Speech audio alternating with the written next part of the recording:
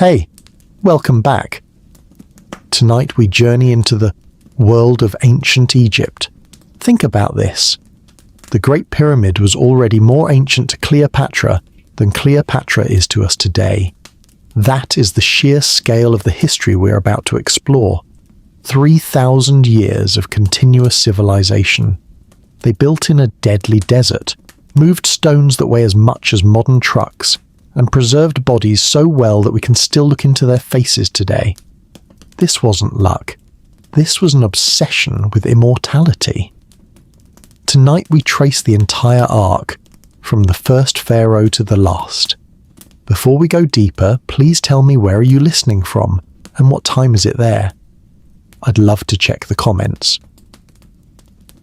Why would anyone choose to build a civilization in one of the harshest deserts on Earth? The question seems absurd at first. Deserts kill. They strip moisture from the body, hide predators in their dunes, and offer almost nothing to sustain human life. Yet around 5,000 years ago, in the scorching wasteland we now call Egypt, one of history's most powerful civilizations took root and flourished for 3 millennia.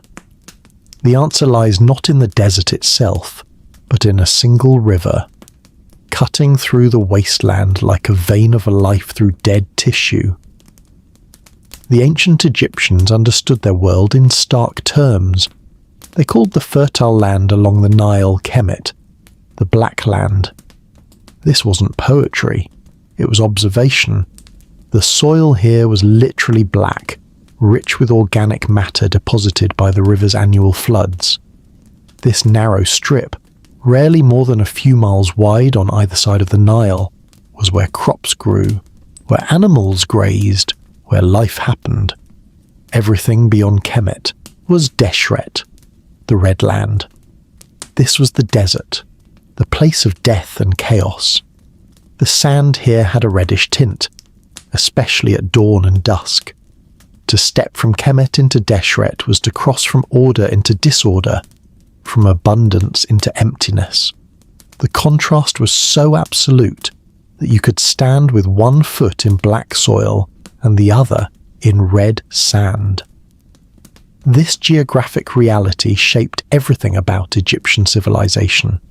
The desert wasn't just inconvenient, it was actively hostile. Temperatures could reach 122 degrees Fahrenheit in summer. There was almost no rainfall. Water sources were separated by days of brutal travel. Wild animals, lions, leopards, hyenas, prowled the margins between the two lands. Yet this same desert also served as a natural fortress. Any enemy would have to cross vast stretches of Deshret to reach Kemet. The desert protected what the Nile created. The Nile gave Egypt its pulse. Every year, with remarkable regularity, the river would swell and flood. This wasn't a disaster. It was the central fact of Egyptian existence. The flooding happened because of monsoon rains in the Ethiopian highlands, more than 1,000 miles upstream. The Egyptians didn't know this. They only knew that each summer the water rose. They divided their calendar around this event. The flood season was called Akhet. It typically began in June and lasted until September. During Akhet, the Nile overflowed its banks and covered the fields. Farmers couldn't work the land. Instead, this was when labourers were available for other projects, building temples, digging canals, quarrying stone. The flood season became the construction season. When the waters receded in October, they left behind a fresh layer of nutrient-rich silt. This was Pere, the growing season. Farmers planted their crops, wheat, barley, flax, vegetables. The black soil was so fertile that Egypt could produce surplus food with less labour than almost anywhere else in the ancient world. This surplus was what allowed Egyptian civilization to develop art, architecture, writing, and complex social structures. You can't build pyramids if everyone is struggling to eat. The third season was Shemu, the harvest. From March to May, workers brought in the crops before the next flood arrived. Then the cycle repeated, year after year, generation after generation. For thousands of years, the Nile flooded with such consistency that Egyptians came to see it as evidence of cosmic order. The river wasn't just a water source, it was proof that the universe operated according to reliable principles. But the Nile's predictability had a darker edge. If the flood was too low, crops would fail, too high, and it would destroy villages and storage facilities. The river gave life, but it also held the power to take it away. Managing this relationship, predicting the flood, storing surplus from good years, distributing food during bad years required organization, it required hierarchy, it required, eventually, a state. Around 4000 BCE, a distinct culture emerged in Upper Egypt, the southern part of the Nile Valley. Archaeologists call it the Naqada culture, named after the modern town where its artifacts were first discovered. These people were the direct ancestors of dynastic Egypt. They were the ones who figured out how to turn the Nile's rhythm into the foundation of a complex society. Early Naqada communities were relatively equal. Everyone lived in similar houses. Everyone had similar graves. Everyone owned similar possessions. But over several centuries, differences began to appear. Some graves became larger.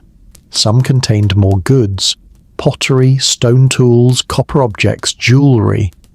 These weren't random variations. They showed that certain individuals or families were accumulating wealth and status. By the Naqada II period, around 3500 BCE, the differences were obvious. Elite burials now contained exotic materials, gold, lapis lazuli, ivory, that had to be obtained through long-distance trade. Some graves included weapons and maces, symbols of military power. Villages were growing into towns. Towns were developing into small kingdoms. Society was becoming layered. The gap between rich and poor was widening. Imagine walking through a Naqada cemetery around 3500 BCE. Most graves are simple. A body, a few pots, some tools. But then you come across a tomb that makes you stop. It's 3 times larger than the others. Inside, gold jewelry from far to the south, lapis lazuli from Afghanistan, over 2,000 miles away, and a ceremonial mace that took months to carve. Someone here had become powerful enough to command resources from the edges of the known world. This wasn't unique to Egypt. Many early civilizations followed similar paths. What made Egypt different was geography. The Nile Valley is a narrow corridor. Unlike Mesopotamia with its multiple rivers and no natural boundaries, Egypt was constrained. There was only one direction for ambitious kingdoms to expand along the river. This created a natural path toward unification. But unification wasn't guaranteed. For centuries, Egypt remained divided. Lower Egypt in the north, the Nile Delta, developed its own culture and political structures. Upper Egypt in the south was split into competing kingdoms along the valley. These regions had different resources, they had different trade networks, they had different religious traditions. The people of the Delta had more contact with the Mediterranean world and the eastern coast. The people of the valley were more isolated, more focused on the river itself. The tension between Upper and Lower Egypt wasn't just political, it was cultural and economic. Lower Egypt was wealthier and more connected to the outside world. Upper Egypt was more traditional, more conservative. Lower Egypt controlled access to the sea and trade with foreign lands. Upper Egypt controlled the agricultural heartland and access to Nubian gold. Neither region could easily dominate the other. For generations, this created a standoff. Around 3100 BCE, something changed. A king from Upper Egypt named Narmer, also called Menes in some sources, conquered Lower Egypt and united the two lands under a single crown. The details of how this happened are unclear. We have no written accounts from this period. What we have is archaeology and a single extraordinary artifact, the Narmer palette. The Narmer palette is a ceremonial stone slab about 2 feet tall, carved with detailed images on both sides. It was discovered in 1898 at Hierakonpolis, an ancient capital of Upper Egypt. The images tell a story of conquest and unification, though reading them requires careful attention. On one side, Narmer is shown wearing the white crown of Upper Egypt. He's depicted as a giant compared to other figures. This was a visual convention that indicated his supreme status. He's holding a mace, raised above his head, about to strike a kneeling captive. A servant behind him carries his sandals. Above the captive, a falcon, the god, Horus, perches on papyrus plants symbolizing Lower Egypt. The falcon holds a rope attached to the captive's nose. This suggests that the gods themselves have delivered Lower Egypt into Narmer's hands. On the other side, Narmer wears the red crown of Lower Egypt. He's shown in a procession, inspecting rows of decapitated enemies. Their severed heads are placed between their legs. This isn't symbolic. This is documentation of violence. This is a public record of military victory. At the bottom of the palette, a bull, another symbol of royal power, breaks through the walls of a fortified city. The message is clear. Narmer has conquered Lower Egypt through force. He has destroyed its defenses. He has executed its leaders. And now he wears both crowns, white and red, claiming authority over the entire Nile Valley. But the Narmer palette is more than a victory monument. It's also a statement of legitimacy. By showing Horus delivering his enemies, Narmer connects his conquest to divine will. He's not just a successful warlord. He's the chosen instrument of the gods. This connection between kingship and divinity would become central to Egyptian political thought for the next 3,000 years. The unification under Narmer resolved the tension between Upper and Lower Egypt, but it didn't erase regional identities. For centuries afterward, Egyptian kings would still emphasize their rule over the two lands. They wore the double crown combining white and red. Their titles included Lord of the Two Lands. The unity Narmer created was real, but it was also fragile. It required constant reinforcement through ritual, symbolism, and occasionally force. With unification came something unprecedented. A centralized state now controlled resources from the Mediterranean coast all the way south to the waterfalls and rapids that marked Egypt's southern border. This state could organize labor on a massive scale. It could store and redistribute food. It could defend the Black Land while extracting resources from the Red Land. Copper from Sinai, gold from Nubia, stone from desert quarries. The desert, Egypt's enemy and protector, now became something else, a source of raw materials. The same hostile landscape that kept invaders out contained the limestone, granite, and alabaster that Egyptian builders would use to construct monuments. The deserts held the copper and turquoise that craftsmen would work into tools and jewelry. Even the desert animals, their skins, their ivory, became valuable commodities. But more than resources, unification created stability. The Nile's rhythm was now managed by a single authority. Flood predictions, irrigation projects, grain storage, trade expeditions, all could be coordinated across the entire valley. This efficiency generated wealth, and with wealth came ambition. Narmer had unified Egypt. He had brought order to the two lands. He had established the principle that one king, backed by the gods, could rule from the delta to the southern borders.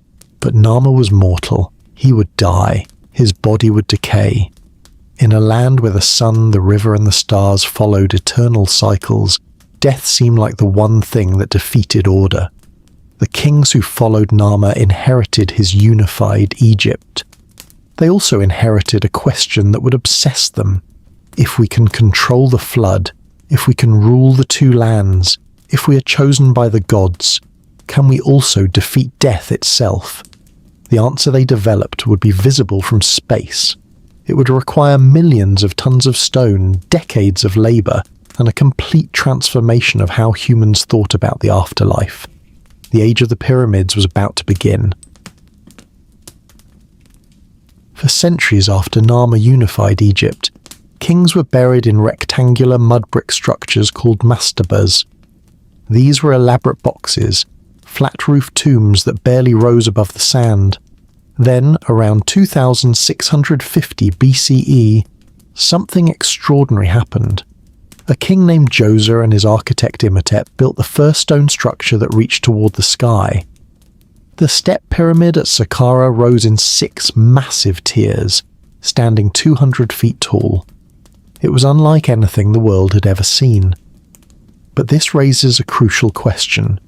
How did a civilization that had only been unified for a few centuries suddenly learn to move mountains of stone? The answer lies in a dramatic change in Egyptian society, and in the belief that their kings were not merely human.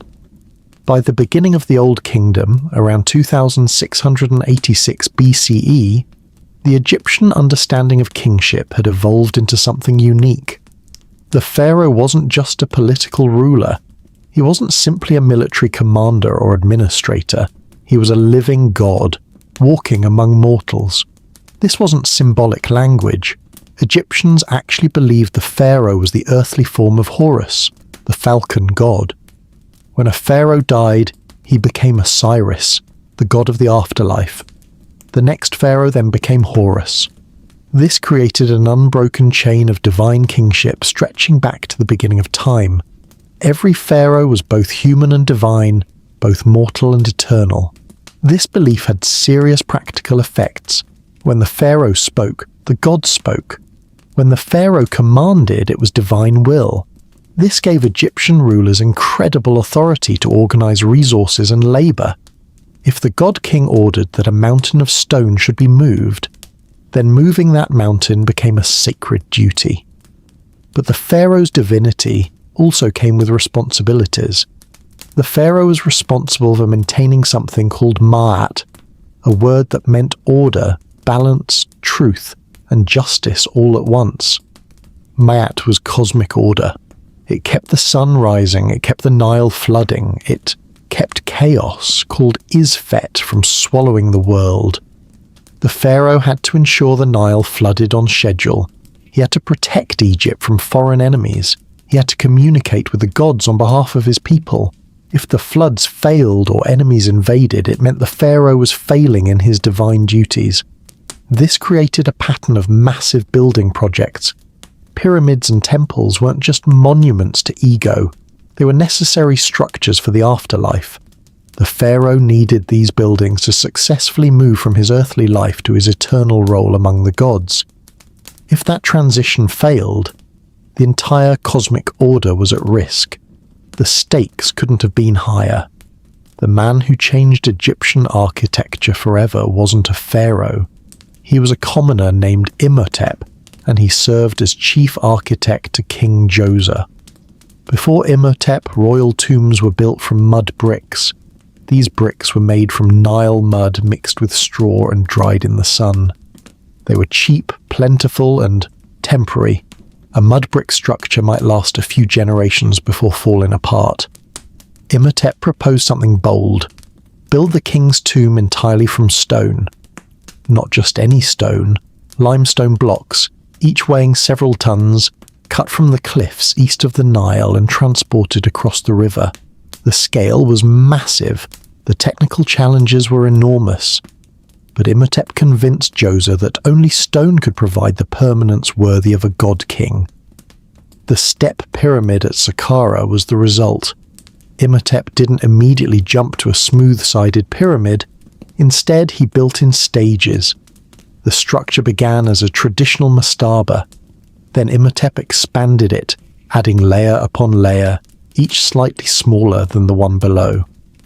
The final structure had 6 distinct steps, rising nearly 200 feet into the air. The step pyramid was more than impressive architecture. It was a statement of power. From miles away, anyone approaching Memphis, the capital of Egypt, could see this massive stone monument dominating the skyline. It announced that Egypt's kings had moved beyond mortality. They had literally risen above the earth. Imhotep's achievement was so remarkable that later generations made him a god. He became the god of wisdom and medicine. People worshipped him for thousands of years. Few individuals in history have made such a lasting impact.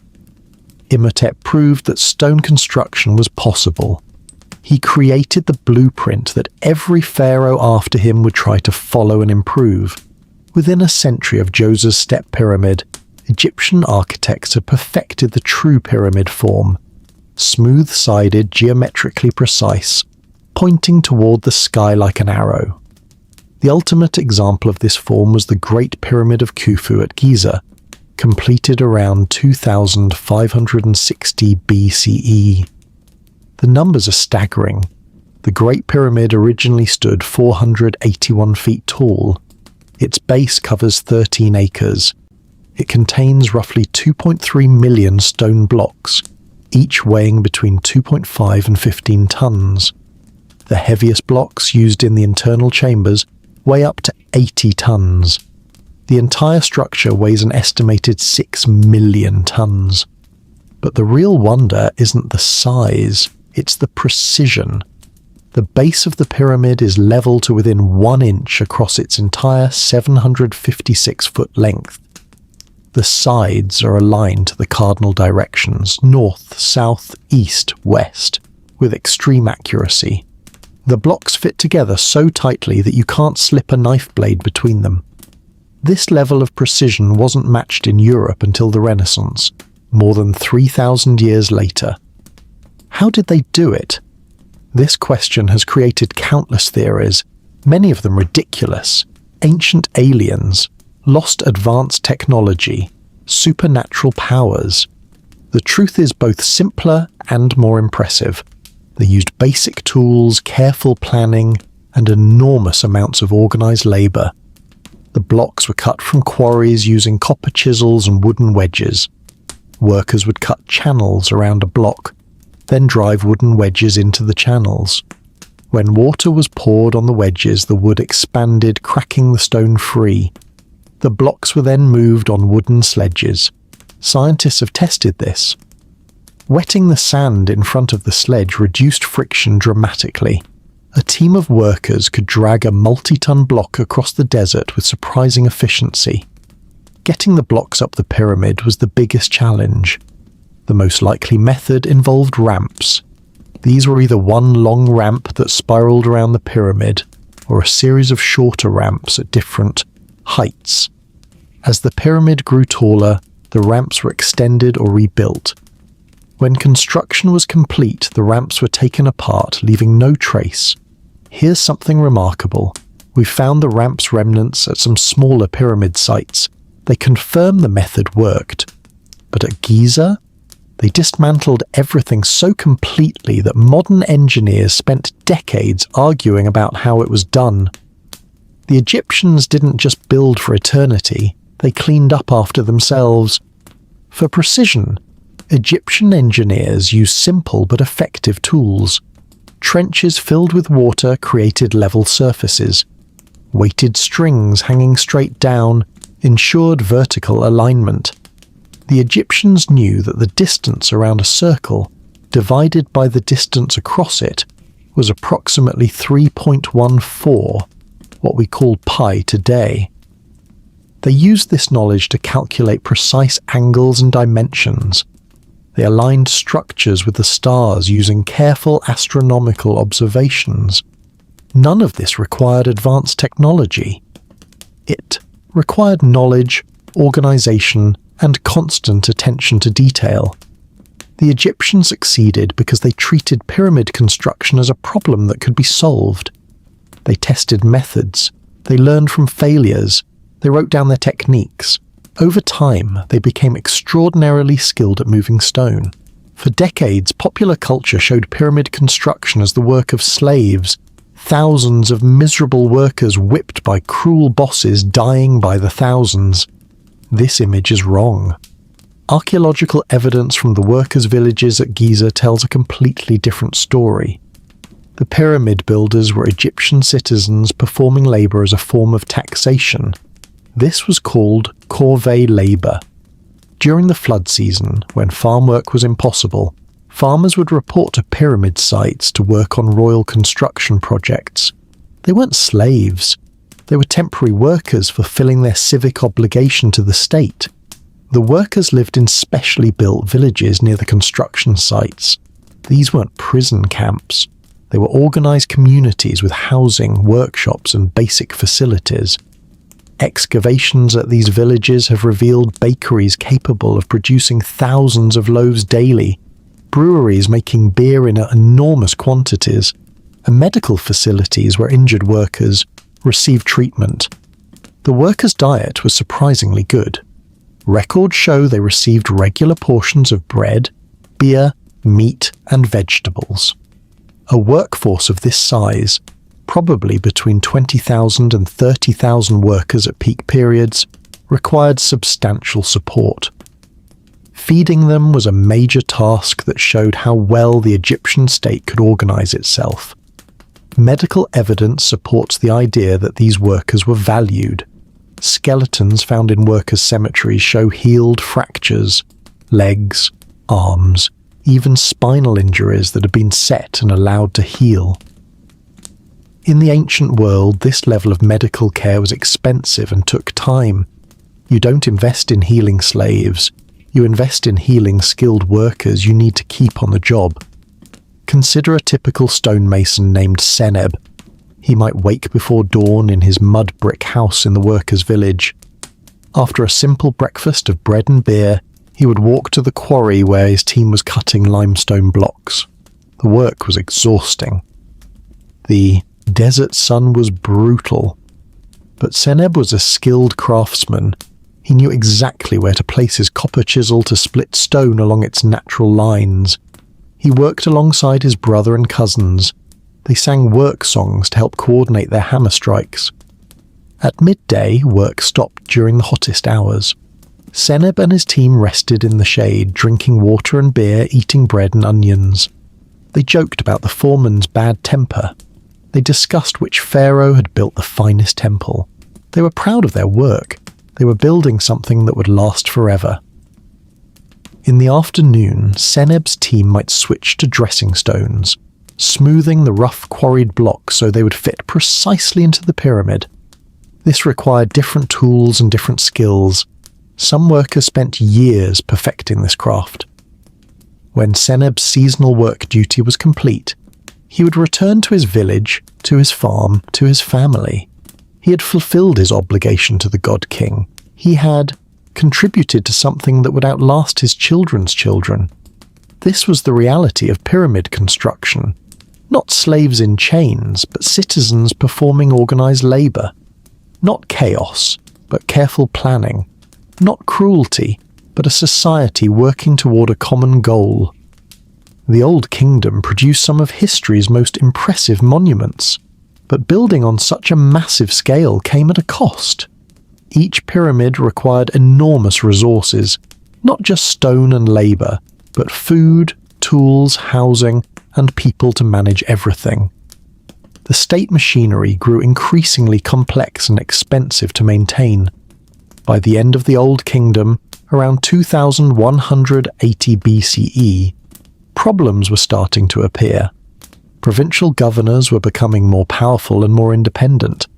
The central authority that had made pyramid construction possible was weakening. Climate records suggest the Nile floods were becoming less reliable. Famines occurred. Trade networks were disrupted. The pyramids still stood, gleaming white in the desert sun. They were eternal as promised. But the society that built them was not. The Old Kingdom was approaching a crisis. The age of the great pyramid builders was ending. What came next would test whether Egypt could survive without its god kings, without its massive projects, without the certainty that had defined the civilization for centuries. The first intermediate period was about to begin, and it would change everything. The pyramids at Giza still stood gleaming white against the desert sky. The tombs still held their royal dead. The temples still echoed with prayers. But something fundamental had broken. Around 2180 BCE, the Old Kingdom, the civilization of god-kings and eternal monuments, collapsed. The centralized state fell apart. Regional governors stopped sending taxes to the capital. The carefully organized system that had moved millions of tons of stone simply stopped working. And then came the question that no one had dared to ask before. What happens when the living God fails to provide food?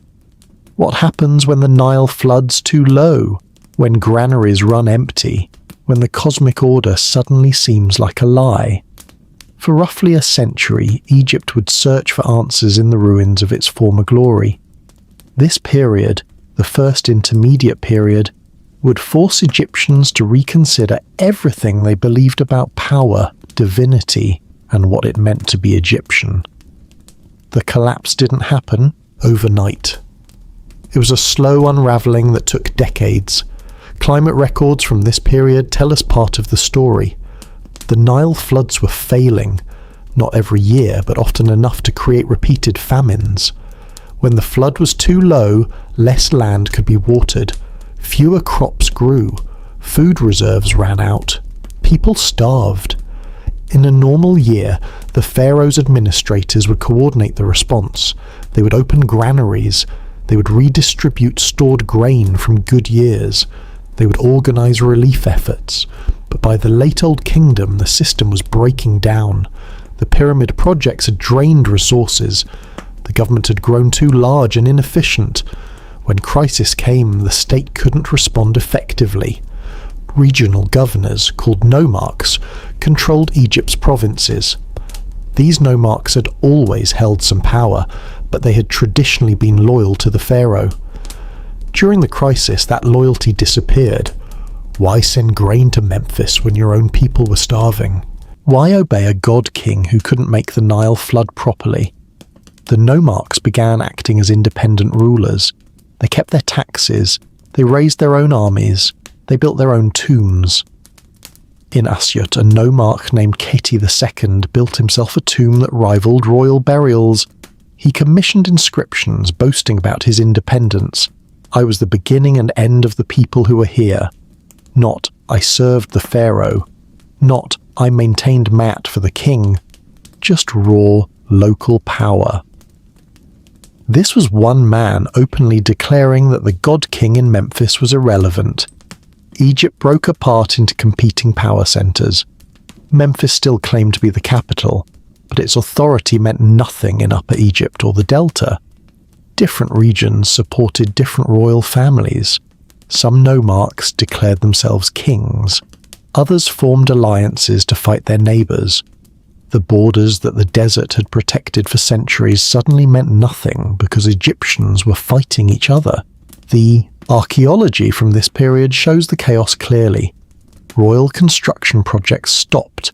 The Grand Pyramids gave way to much smaller, poorly built tombs. Art quality declined sharply. Trade with foreign lands decreased. Even the writing changed. Texts from this period show a loss of confidence, a questioning of old certainties. One text from this era captures the horror. The land spins around like a potter's wheel. The poor man has become wealthy. He who had nothing is now a man of riches. The children of nobles are dashed against walls. The storehouse is bare. This wasn't exaggeration. This was a society in genuine crisis. The cosmic order, Maat, that the pharaohs were supposed to maintain had visibly failed. The question became, could it ever be restored? The answer came from an unlikely place. Thebes, a relatively minor city in Upper Egypt. Around 2055 BCE, a Theban ruler named Mentuhotep II began a military campaign to reunify Egypt. This wasn't easy. It took years of fighting. Mentuhotep had to defeat rival dynasties, convince skeptical nomarchs to submit, and rebuild the government structures that had collapsed. Mentuhotep succeeded because he understood that Egypt had changed. The old model, the distant god-king demanding absolute obedience, no longer worked. Egyptians had lived through the chaos. They'd seen that pharaohs could fail. They needed a different kind of leadership. Mentuhotep presented himself as a warrior pharaoh and a restorer of order. He didn't claim the same absolute divine status as Old Kingdom pharaohs. Instead, he emphasized his role as protector and organizer. He was still divine, but his divinity was proven through action, not just through bloodline. After reunification, Mentuhotep and his successors faced a choice. What kind of Egypt would they rebuild? The answer was telling. They didn't resume massive pyramid construction. The age of Giza-scale projects was over. Instead, the Middle Kingdom pharaohs focused on practical infrastructure, fortresses, irrigation projects, trade expeditions, and more modest royal tombs. The clearest example of this shift was military construction. Middle Kingdom pharaohs built a series of massive fortresses along Egypt's southern border in Nubia. These weren't ceremonial structures. They were serious military installations with thick walls, defensive towers, and permanent soldiers. The message was clear. Egypt would defend itself. It would control trade routes. It would project power through military strength, not just through massive monuments. This was a more practical Egypt. The Middle Kingdom pharaohs understood that cosmic order required more than divine ritual. It required functional government, military preparedness, and economic stability. The pyramids had proven that Egypt could move mountains. The Middle Kingdom would prove that Egypt could survive. The First Intermediate Period changed Egyptian religion in a deep way. During the Old Kingdom, the afterlife was essentially reserved for the pharaoh. Only the God King had the knowledge and resources to successfully navigate the dangers of the underworld and achieve eternal life. Others might hope for some lesser form of continued existence, but true immortality belonged to royalty alone. The chaos of the First Intermediate Period shattered this assumption. If the pharaoh could fail to maintain Mayat in life, why should people trust him to control the afterlife? If regional officials were claiming royal privileges in their tombs, why couldn't others do the same? The result was what scholars call the democratization of the afterlife. This simply means that access to eternal life was expanding beyond the royal family. The key to this expansion was the coffin texts. The coffin texts were collections of spells, prayers, and instructions for navigating the afterlife. They were painted inside coffins, hence the name, so the deceased could read them in the tomb. These texts came from the earlier pyramid texts, which had been carved inside royal pyramids and were meant exclusively for pharaohs. Now, anyone who could afford a decent coffin could have their own copy of the spells. This was revolutionary. The coffin texts assumed that ordinary Egyptians, officials, merchants, even some craftsmen, could achieve what had once been reserved for kings alone. They could be judged by Osiris. They could pass through the dangers of the underworld. They could achieve eternal life in the field of reeds, a perfect version of Egypt where the crops always grew and the Nile always flooded properly. One coffin. Text from this period gives specific instructions. I know the name of the ferryman who will take me across the waters of death. His name is Zastisark, he who looks behind himself. These weren't vague promises of heaven. These were practical travel guides for the afterlife, complete with the passwords you'd need to get past various gatekeepers. The democracy of death came with a user manual. This shift reflected the broader changes in Egyptian society. The Middle Kingdom was less strictly controlled than the Old Kingdom. Power was more distributed. Wealth was spreading to a larger segment of the population, and religious access was following the same pattern. The afterlife wasn't exclusively for pyramid builders anymore. It was a possibility open to anyone who lived according to Mayat. The Middle Kingdom is often called the classical period of Egyptian literature. This was when the Egyptian language reached its most refined form. This was when writers produced texts that would be studied and copied for the next 1,000 years. The literature of this period shows a society wrestling with serious questions. What is justice? What is the relationship between the individual and the state?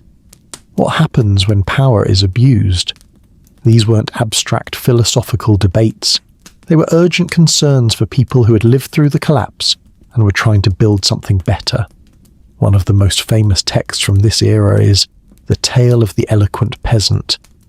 This story was so popular that multiple copies have survived, including several complete versions. It tells us something important about Middle Kingdom values. The story begins with a peasant named Kuna Nup who lives in the Wadi Natrun, a remote oasis west of the Nile Delta. Kuna Nup isn't wealthy, but he's hard-working. He loads his donkeys with goods from the oasis, salt, reeds, minerals, and travels to the city to sell them. This is how he supports his family.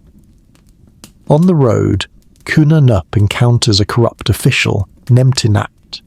This official sees the peasant's goods and decides to steal them through trickery. Nemtinakt spreads his linen cloth across the narrow path, blocking the way.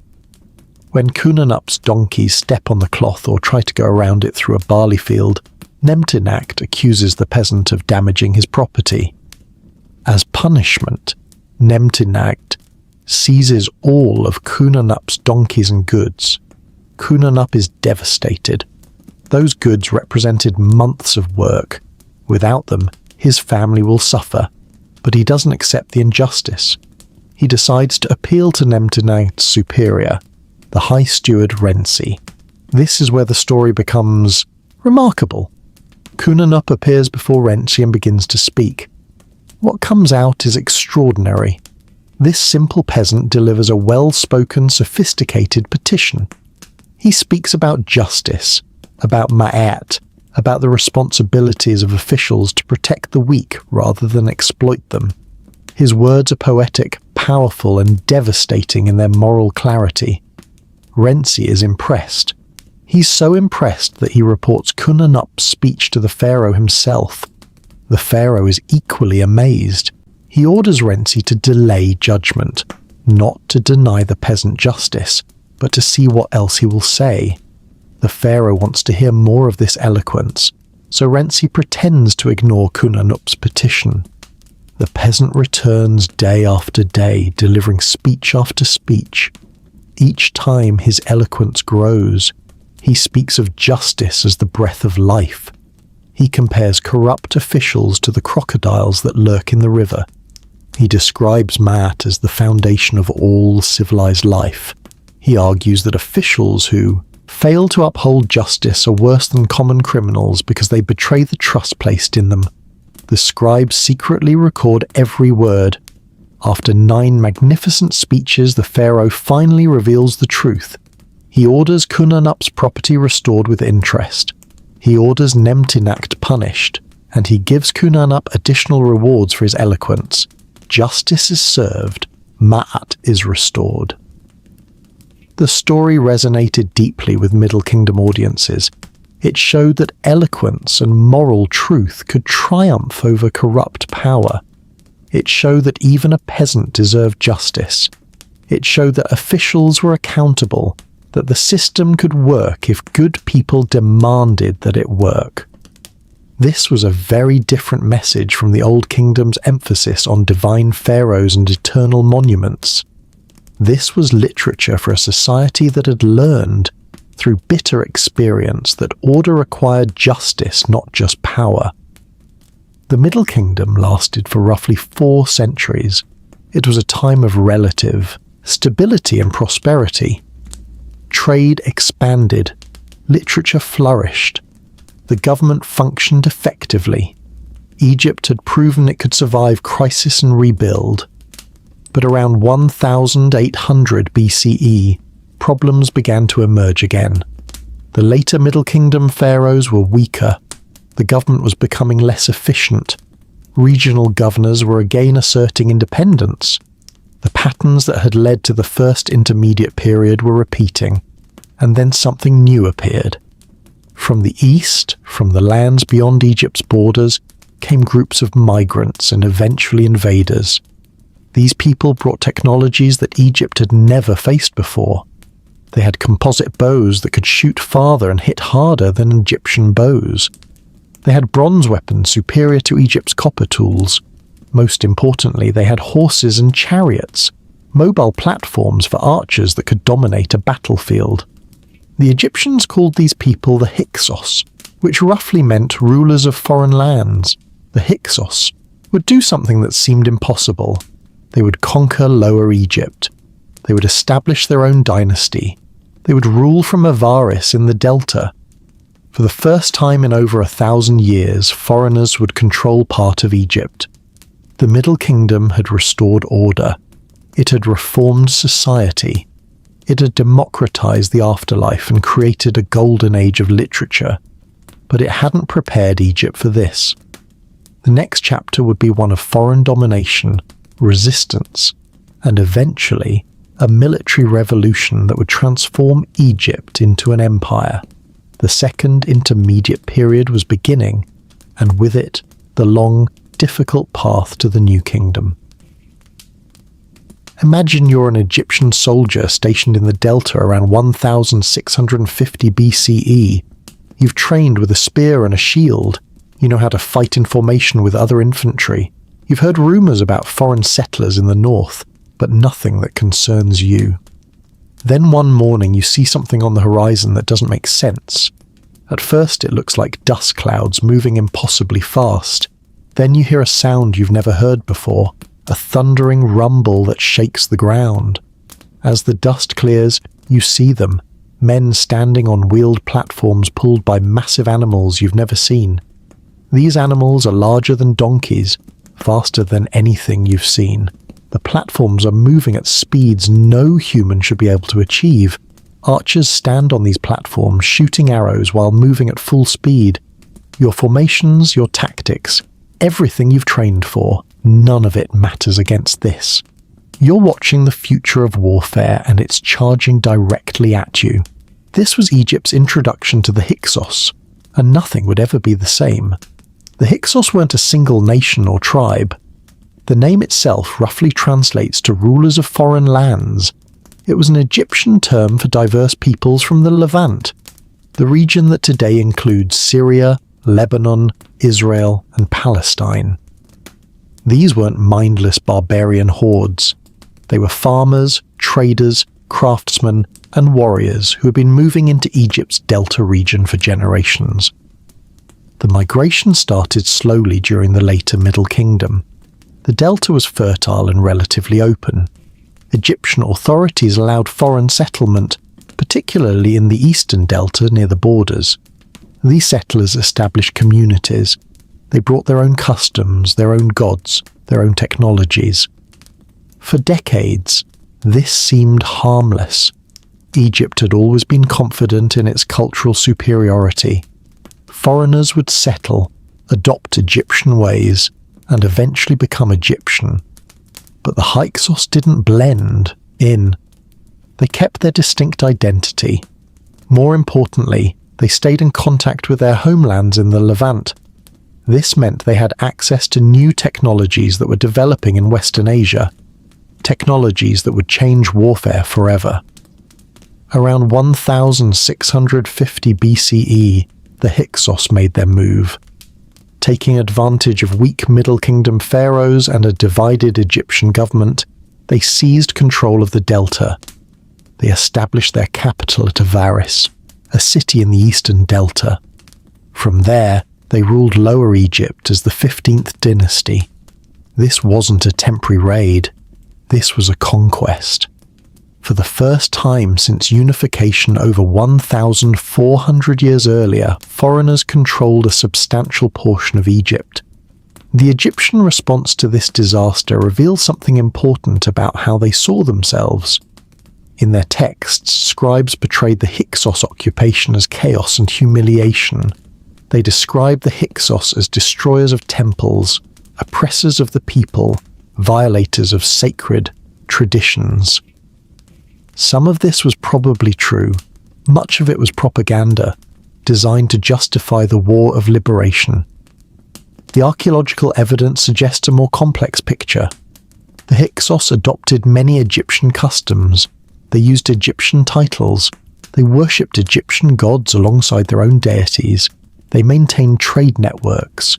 Life under Hyksos rule wasn't the end of the world, but for Egyptians, having foreigners rule any part of their sacred land was unbearable. The Hyksos didn't conquer Egypt through superior numbers. They conquered through technology. 3 innovations gave them overwhelming military advantages. First was the horse-drawn chariot.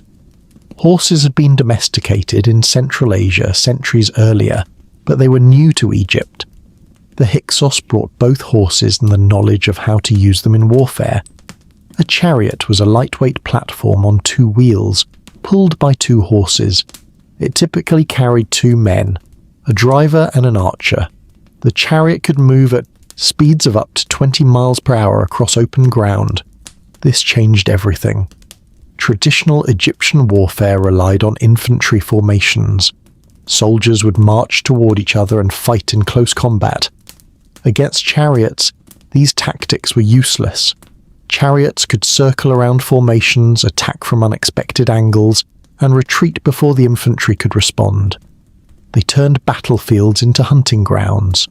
Second was the composite bow. Egyptian bows were simple bows, a single piece of wood bent into an arc. They were effective at short range but lacked power and distance. The composite bow was constructed from multiple materials: wood, horn, and sinew, glued together in layers. This design stored much more energy, which meant arrows could fly farther and hit harder. A composite bow could shoot accurately at 200 yards or more. Combined with the mobility of chariots, this meant Hyksos archers could kill Egyptian soldiers from distances where the Egyptians couldn't even fight back. Egyptian reports from this period describe the psychological horror, seeing your fellow soldiers fall with arrows in their chests, while the enemy was still just dots on the horizon. By the time you got close enough to use your own weapons, half your formation was already dead or dying. It wasn't just a technological disadvantage, it was a nightmare. Third was improved metalworking. The Hyksos had better bronze weapons and armor than the Egyptians. Their swords were stronger and held sharper edges. Their armor provided better protection. These advantages weren't enormous on their own, but combined with chariots and composite bows, they made Hyksos forces nearly unstoppable. Egyptian military commanders faced a nightmare scenario. Every tactical advantage they had relied on for centuries was suddenly useless. It was like bringing spears to a gunfight. The technological gap was so severe that conventional Egyptian forces simply couldn't compete. The Hyksos conquest didn't extend to all of Egypt. They controlled the delta and parts of Middle Egypt, but they never conquered the south. Upper Egypt, centered around the ancient city of Thebes, remained under native Egyptian control. A dynasty of Theban rulers maintained independence, claiming to be the legitimate pharaohs of Egypt. This independence came at a price. The Theban rulers had to pay tribute to the Hyksos. They had to acknowledge Hyksos superiority, at least on paper. This was humiliating for a people who believed they were chosen by the gods to rule the Nile Valley. The psychological impact was enormous. Egypt had always been the conqueror, never the conquered. Now Egyptians in Thebes watched as foreigners ruled from Avaris and demanded payment. For roughly a century, this divided state lasted. The Hyksos strengthened their control in the north. The Thebans maintained their dignity in the south. Neither side had the strength to decisively defeat the other, but the Thebans never accepted the situation as permanent. In Thebes, a resistance movement was growing. The question wasn't whether there would be a war of liberation. The question was when, and who would lead it. The war began with Pharaoh Akhenaten, a Theban ruler who reigned around 1560 BCE.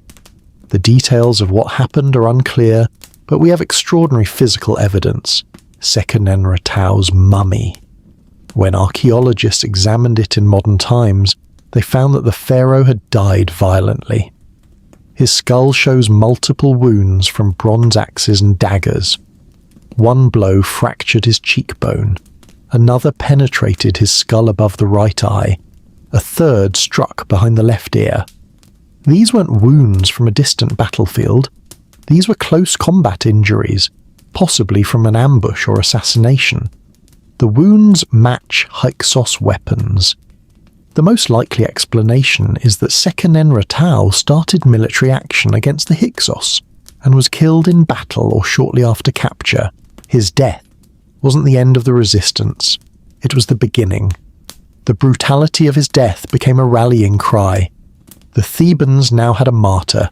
Seqenenretau's wife, Queen Ahotep I, stepped into a crucial role. Ancient texts credit her with holding the kingdom together during the crisis. She may have served as a regent for her young sons. She certainly rallied support for the continued war effort. Later inscriptions describe her as one who cared for Egypt's soldiers and brought back those who fled.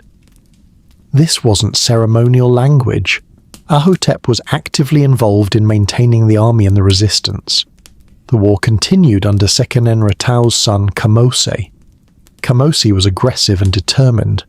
He launched raids northward, attacking Hyksos positions and disrupting their trade routes. One of his military reports, carved on a stone monument, survives. In it, Kamose expresses his frustration with the divided state of Egypt. To what purpose is my strength when one chieftain is in Avaris and another in Kush, and I sit between an Asiatic and a Nubian, each man in possession of his slice of Egypt? Kamose couldn't accept a divided Egypt. He attacked the Hyksos capital at Avaris but couldn't capture it. The city's fortifications were too strong. Before he could mount another campaign, Kamose died. Like his father, he died relatively young, possibly in battle. But the momentum was building. The final phase of the war fell to Kamose's younger brother, Ahmose I. Ahmose became pharaoh around 1550 BCE, probably as a teenager. He would prove to be one of Egypt's greatest military leaders. But Ahmose understood something his father and brother apparently hadn't fully grasped. You can't defeat the Hyksos using old Egyptian tactics. To win, Egypt needed to adopt Hyksos technology and improve upon it. Ahmose systematically transformed the Egyptian military. He acquired horses, probably through trade or capture. He trained Egyptian craftsmen to build chariots.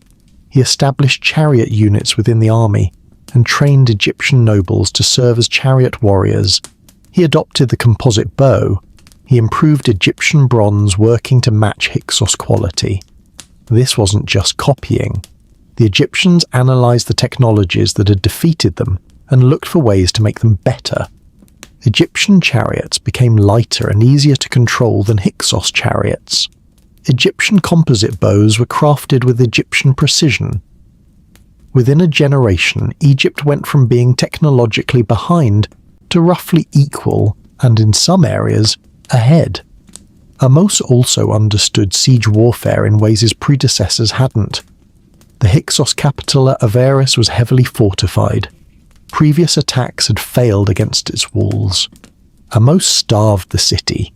He cut off its supply lines and trade routes. He systematically reduced Hyksos-held territory, capturing towns and fortresses one by one. He didn't rush, he was methodical. One inscription from his reign shows this patience. It records supplies shipped to the army: 4,000 loaves of bread, 1,000 jars of beer, 100 cattle, 1,000 bundles of vegetables. This wasn't a raid. This was logistics. This was an army that could sustain a siege for years because every detail was planned. After years of campaigning, Avaris fell. The Hyksos dynasty was destroyed. But Ahmose didn't stop there. He pursued the retreating Hyksos into the Levant itself. He captured the city of Sharahen in Canaan after a 3-year siege. This wasn't just about expelling invaders. This was about sending a message. Egypt would not tolerate threats on its borders. Egypt would project power beyond the Nile Valley. By the time Ahmose finished his campaigns around 1525 BCE, Egypt was reunified. The Hyksos were driven out. The delta was back under Egyptian control. The humiliation was avenged. More than that, Egypt had been transformed. The old Middle Kingdom Egypt had been inward-looking, defensive, content to manage its own borders. The Egypt that emerged from the Hyksos Wars was different. It had a professional military. It had advanced weapons. It had experienced commanders, and it had a new attitude. Never again would Egypt allow itself to be vulnerable. Ahmose I is credited with founding the 18th dynasty and beginning the New Kingdom. This wasn't just a new dynasty. This was a new era. Egypt had survived its greatest humiliation and emerged stronger. The trauma of the Hyksos occupation had fundamentally changed Egyptian strategic thinking. Egypt would no longer wait for threats to arrive. It would create buffer zones. It would control trade routes. It would, in short, become an empire. The pharaohs who followed Ahmose would expand Egyptian power to levels never seen before. Egyptian armies would march into Syria. Egyptian fleets would sail to distant lands. Egyptian gold would flow to foreign courts. The Nile Valley, once content to be isolated and protected by its deserts, would become the dominant power of the ancient Near East. But the New Kingdom would bring another surprise. Military strength wasn't the only path to power. The next great figure in Egyptian history wouldn't be a warrior pharaoh at all. It would be a woman who would claim the throne, rule as pharaoh, and challenge every assumption about power and gender in the ancient world. Her name was Hatshepsut, and her story would be unlike anything Egypt had seen before. In the Egyptian Museum in Cairo, there's a statue that confuses first-time visitors. It shows a pharaoh in traditional clothing, the royal kilt, the ceremonial false beard, the crossed arms holding the crook and flail. Everything about this statue screams masculine authority. But the inscription tells a different story. This pharaoh's name is Hatshepsut, and she was a woman, in a civilization where tradition was everything, where the pharaoh was the living form of the male god Horus. Something unprecedented happened. A woman claimed the throne and ruled Egypt for over 2 decades. She didn't rule as a queen regent or a power behind the throne. She declared herself pharaoh, the full title, the full authority, the full divine status. In statues and reliefs, she had herself shown with a male body and the traditional false beard. The question becomes, in a world built on rigid tradition and masculine power, how did a woman not only claim the throne but lead Egypt into one of its most prosperous eras? The answer reveals as much about Egyptian practicality as it does about Hatshepsut's extraordinary abilities. Hatshepsut was born into the royal family during the early New Kingdom, around 1507 BCE. She was the daughter of Thutmose I, a successful military pharaoh who had expanded Egyptian power into Nubia and Syria. By royal blood, Hatshepsut had as much claim to divinity as any male heir. But Egyptian succession traditionally passed through the male line. When Thutmose I died, the throne passed to Thutmose II, both Hatshepsut's half-brother and her husband. Royal sibling marriage was common in Egypt. It kept power within the family and reinforced claims to divine ancestry. Thutmose II was not a strong ruler. He was possibly sickly, and his reign was short. When Thutmose II died around 1479 BCE, the succession became complicated. The heir was Thutmose III, a young boy, son of Thutmose II and a minor wife, not Hatshepsut. By rights, Thutmose III should have become pharaoh with Hatshepsut serving as regent until he came of age. This was the expected arrangement. Hatshepsut did serve as regent at first, but within a few years she did something unprecedented. She declared herself pharaoh. The details of how she accomplished this are unclear. What's clear is that she built a power base through strategic alliances. She gained support among priests, particularly the powerful priesthood of Amun at Thebes. She emphasized her role as God's wife of Amun, a religious title that gave her enormous spiritual authority. She surrounded herself with capable officials who benefited from her rule. One of these officials was Senenmut, who rose from relatively modest origins to become her chief architect and closest advisor. Later gossip would claim they were lovers. Egyptian officials loved scandal as much as anyone. But what's certain is that Senenmut's loyalty was absolute. He had his own tomb decorated with hidden images of Hatshepsut, sketches that no one was meant to see. This was devotion that went beyond political calculation, and most importantly, she constructed a legitimacy story that was hard to refute.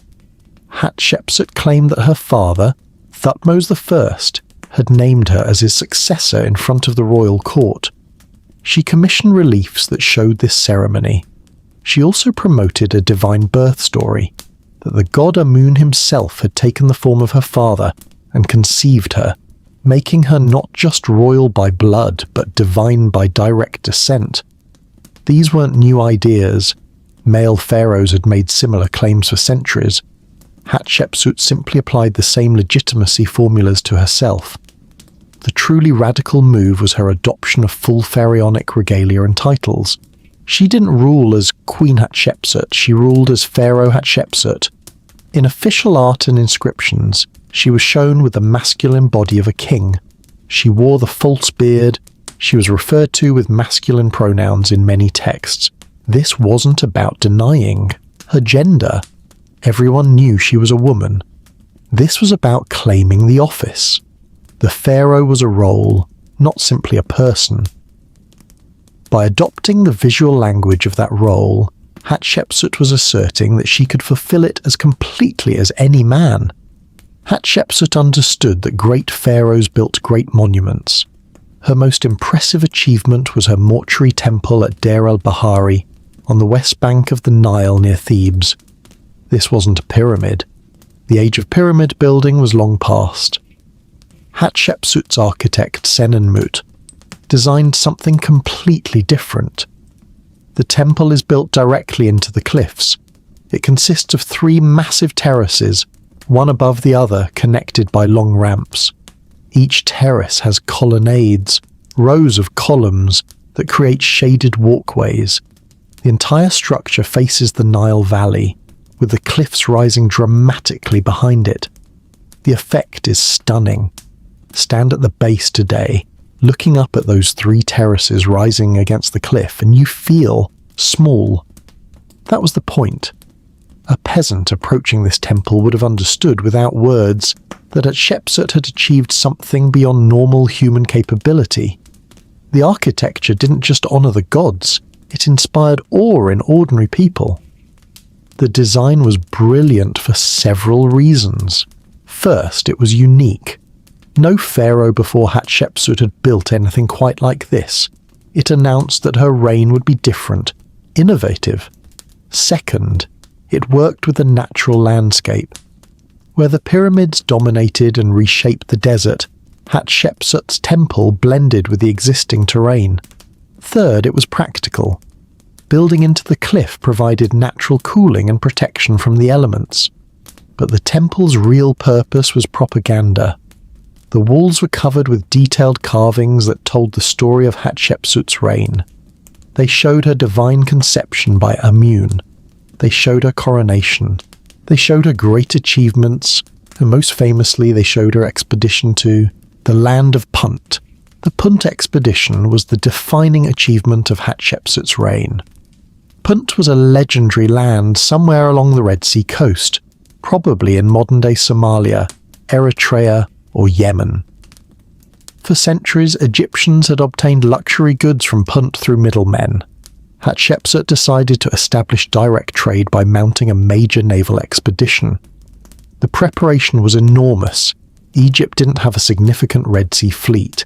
Ships had to be built or transported overland from the Nile to the Red Sea coast. Supplies had to be gathered, crews had to be trained, diplomatic preparations had to be made, assuming Punt would even receive an Egyptian expedition. The entire venture was risky and expensive. The expedition departed around 1473 BCE. 5 large ships sailed south down the Red Sea.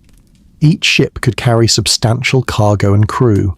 The carvings at Deir el-Bahari show these ships in detail: the curved hulls, the single large square sail, the rows of oars, the steering oars at the back. The journey took weeks, perhaps months. Sailors would have seen coastlines unlike anything in Egypt. Instead of desert, there were green hills. Instead of the predictable Nile, there was the open sea with its storms and currents. The heat was intense. The sun reflected off the water. Fresh water had to be carefully rationed. When they reached Punt, they found a prosperous trading society. The carvings show cone-shaped huts built on stilts. Exotic animals wander freely. The king and queen of Punt received the Egyptians. The Queen of Punt is shown in detail. Egyptian artists were clearly fascinated by her appearance, which they portrayed as quite different from Egyptian standards. The Egyptians didn't conquer Punt. They traded. They brought Egyptian goods, gold, weapons, linen, papyrus, and traded for Punt's specialties. The most valuable items were aromatic resins, particularly myrrh and frankincense. These resins were burned as incense in temples. The smoke was believed to carry prayers to the gods. Egyptian temples used enormous quantities of incense, and it all came from places like Punt. But Hatshepsut's expedition brought back more than just dried resin. They brought back living myrrh trees, roots and all, carefully packed in baskets. The idea was to plant these trees in Egypt and create a domestic source of incense. They also brought ebony, ivory, gold, exotic woods, cosmetics and live animals, baboons, monkeys, leopards, even possibly a giraffe. Picture the scene when the fleet returned. 5 ships heavily loaded sailing back up the Red Sea, then the crews and cargo transported overland to the Nile, then riverboats carrying everything to Thebes. When the expedition arrived at Thebes, Hatshepsut staged a massive public celebration. The exotic goods were paraded through the city. The myrrh trees, probably the first living specimens most Egyptians had ever seen, were displayed prominently. The animals were presented to the temples. The carvings at Deir el-Bahari capture this moment. They show workers carrying the myrrh trees on poles, the roots protected in baskets. They show the exotic animals, baboons climbing on the ship's rigging, leopards on leashes. They show piles of goods being measured and counted.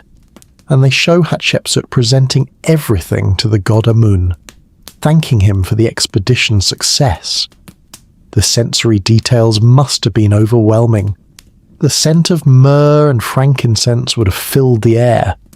These weren't subtle fragrances. They were strong, distinctive, exotic. Close your eyes and imagine standing in that crowd. The resinous smell is almost sweet, but with an edge, woody, slightly bitter, unlike anything that grows in Egypt. It clings to your clothes, it fills your lungs. Hours later, you can still smell it on your skin. The sight of animals that most Egyptians had never seen or even heard of would have drawn crowds. Baboons with their strange faces and agile movements. Leopards, sleek and dangerous, held on golden chains. The wood and ivory, the gold and cosmetics, all of it represented wealth and successful trade. Hatshepsut had proven that Egypt could reach distant lands and bring back their treasures not through conquest, but through commerce. This emphasis on trade rather than military conquest set Hatshepsut apart from most New Kingdom pharaohs. Her predecessors had driven out the Hyksos through warfare. Her successors would build an empire through military campaigns. But Hatshepsut chose a different path. She did maintain Egypt's military. She conducted some campaigns in Nubia and possibly in the Levant to maintain Egyptian authority and protect trade routes. But these were relatively minor operations, nothing like the massive conquest that came before and after her reign. Hatshepsut's inscriptions don't boast about defeated enemies or captured cities. They boast about successful trade missions and restored temples. This wasn't weakness, it was strategy. Egypt under Hatshepsut was wealthy and stable. The treasury was full, building projects were progressing, trade networks were expanding. Why risk that stability through expensive, uncertain military adventures? Hatshepsut seems to have calculated that for her reign, at this moment in history, peaceful prosperity served Egypt better than military glory. The Punt expedition showed this approach perfectly. It required planning, resources, and courage, all the qualities of a military campaign. But instead of soldiers returning with plunder, traders returned with negotiated goods. Instead of prisoners of war, there were diplomatic relationships. The expedition proved that Egypt could project power and achieve greatness without constant warfare. Hatshepsut ruled for approximately 22 years. When she died around 1458 BCE, her stepson Thutmose III, who had technically been co-regent the entire time, finally became sole ruler. Thutmose III would prove to be one of Egypt's greatest military pharaohs, conquering vast territories and establishing Egypt as the dominant power of the ancient Near East. But years after Hatshepsut's death, something disturbing happened. Someone ordered the systematic destruction of her monuments. Statues of Hatshepsut were smashed.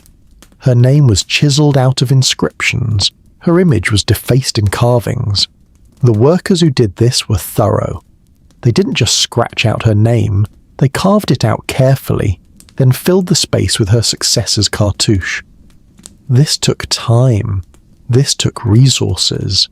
Someone was very deliberately trying to remove Hatshepsut from history, as if her reign had never happened. But why wait 20 years after her death? That's the mystery historians still debate. At Deir el-Bahari, her beautiful statues were torn down and buried in pits.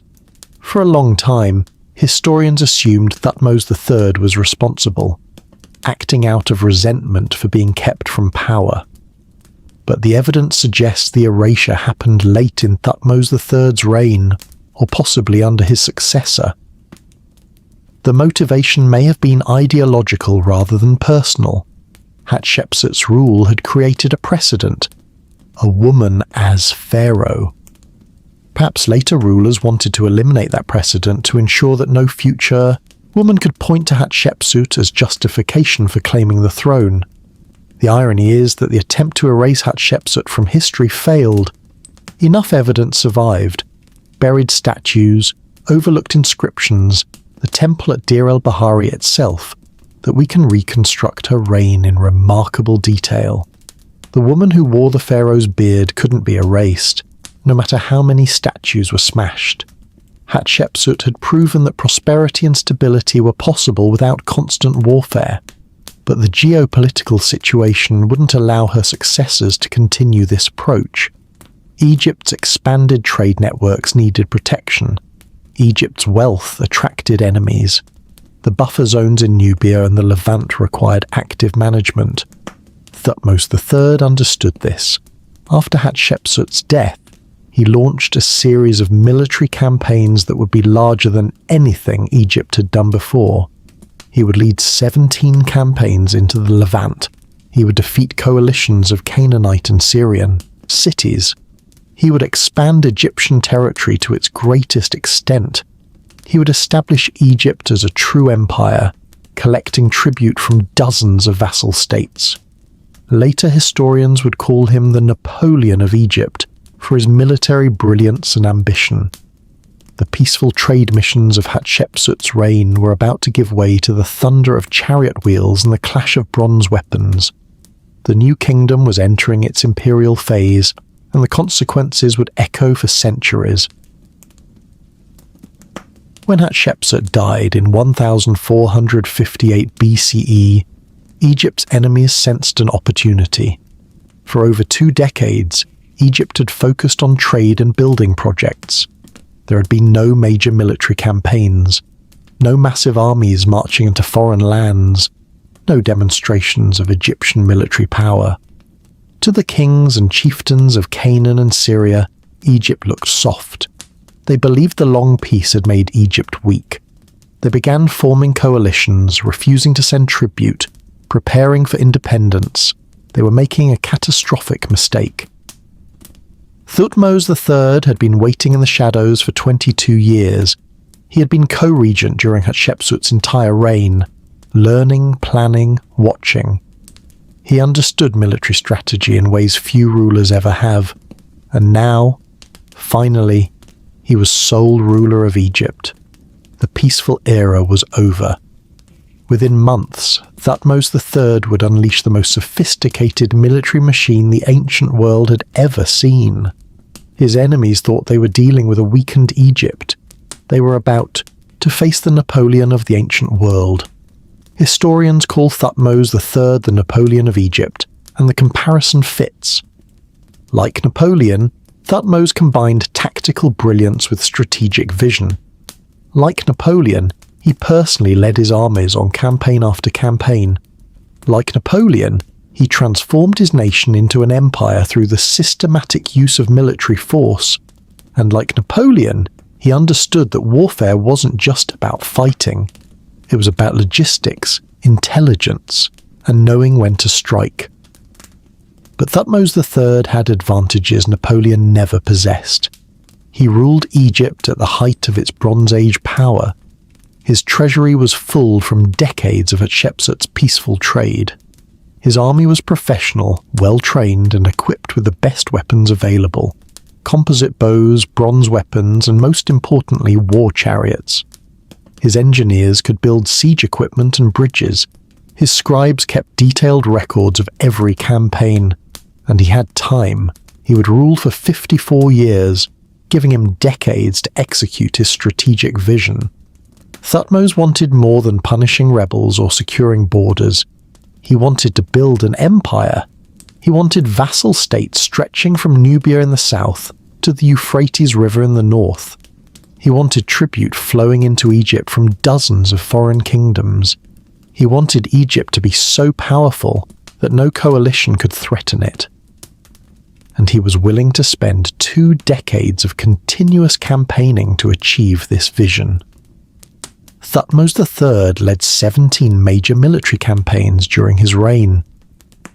This wasn't random warfare. This was systematic conquest and control. Each campaign had specific goals. Some were attacks against rebellious cities.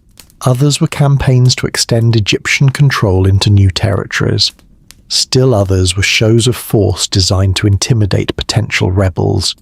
The campaigns followed a pattern. Each year, usually in spring after the flood season, Thutmose would gather his army. They would march north from Egypt into Canaan and Syria, or south into Nubia. They would besiege cities, defeat enemy armies, accept surrenders, install Egyptian garrisons, and establish tribute requirements. Then, before winter, they would return to Egypt with prisoners, plunder, and tribute. The following year, the cycle would repeat. This was exhausting. Ancient warfare was brutal and slow. Armies could only move as fast as their supply trains. Sieges could take months. But Thutmose never stopped. Year after year, he campaigned. His enemies learned that rebellion meant facing the full force of the Egyptian military. His vassals learned that loyalty meant protection and relatively light tribute. His own people saw continuous victory, which reinforced his legitimacy as pharaoh. Of all these campaigns, one stands out. The first campaign, the Battle of Megiddo in 1457 BCE, was the most important. It set the tone for everything that followed, and we know about it in extraordinary detail because Thutmose's scribes recorded the entire campaign, creating the first detailed military record in history. The crisis began almost immediately. The king of Kadesh, a powerful city-state in Syria, formed a coalition of Canaanite and Syrian rulers. This coalition assembled an army at Megiddo, a fortified city that controlled a crucial mountain pass in northern Canaan. Megiddo was strategically vital. Whoever controlled it controlled the main route between Egypt and Syria. The coalition's strategy was simple. They would gather their forces at Megiddo and dare Thutmose to attack them on ground of their choosing. The city sat on a ridge above plain. Its walls were strong. The coalition army was large, possibly numbering in the tens of thousands. They believed they could defeat Thutmose in battle, or they could force him into a long, expensive siege that would drain Egyptian resources. Thutmose marched north with the Egyptian army. The force was substantial. Infantry armed with spears, axes and shields, archers with composite bows, and most importantly, a chariot corps. Egyptian war chariots were the elite strike force of the army. Each chariot carried a driver and an archer. The chariots were light, fast and devastating when used properly. When Thutmose approached Megiddo, he faced a crucial decision. 3 routes led to the city. 2 routes were safe, wide roads circling around the mountains. The third route was the Aruna Pass, a narrow mountain path that led directly to Megiddo. The Aruna Pass was dangerous. The path was so narrow that the army would have to march in single file. If the enemy caught them in the pass, the Egyptian army would be destroyed. No sane general would choose the Aruna Pass. Thutmose assembled his officers for council. His officers advised taking one of the safer routes. They argued that the Aruna Pass was too risky. Thutmose disagreed. He understood something his officers didn't. The enemy expected him to take the safe route. They would position their forces to intercept him on the wide roads. The Aruna Pass would be lightly guarded because no one believed an army would be foolish enough to use it. Picture the scene in that war council. The officers stand in a circle around maps drawn in the sand. Everyone is exhausted from the march north. Everyone knows a battle is coming. The senior commanders lay out their arguments carefully. The wide roads are the obvious choice. They're tested, they're safe, they make tactical sense. Thutmose listens. Then he points to the narrow pass on the map, the route everyone has already dismissed as suicide. His officers protest. They've studied warfare their entire lives. They know the risks. A narrow pass is a death trap. But Thutmose sees something they don't. He sees the enemy's mind. He sees their assumptions. And he sees the one move they'll never expect. Thutmose made his decision. They would take the Aruna Pass. He announced that he would personally lead the advance. If his soldiers were going into danger, the Pharaoh would go first. This was remarkable leadership. Pharaohs were supposed to command from the rear, protected by their guards. Thutmose was offering to be the first person through the most dangerous part of the pass. The Egyptian army entered the Aruna Pass in single file. The march took hours. The soldiers were tense, expecting ambush at any moment. The pass walls rose on either side. The sun barely reached the path. Each man could see only the soldier ahead and behind. If the enemy attacked now, there would be no room to fight, no room to maneuver. They would be slaughtered where they stood. But Thutmose's gamble paid off. The pass was undefended. The enemy had concentrated their forces on the other routes, exactly as Thutmose predicted. When the Egyptian army emerged from the pass onto the plain before Megiddo, they caught the coalition completely by surprise. The coalition forces scrambled to form up for battle, but they were in chaos. They hadn't expected the Egyptians to appear from the Aruna Pass. Their formations were wrong.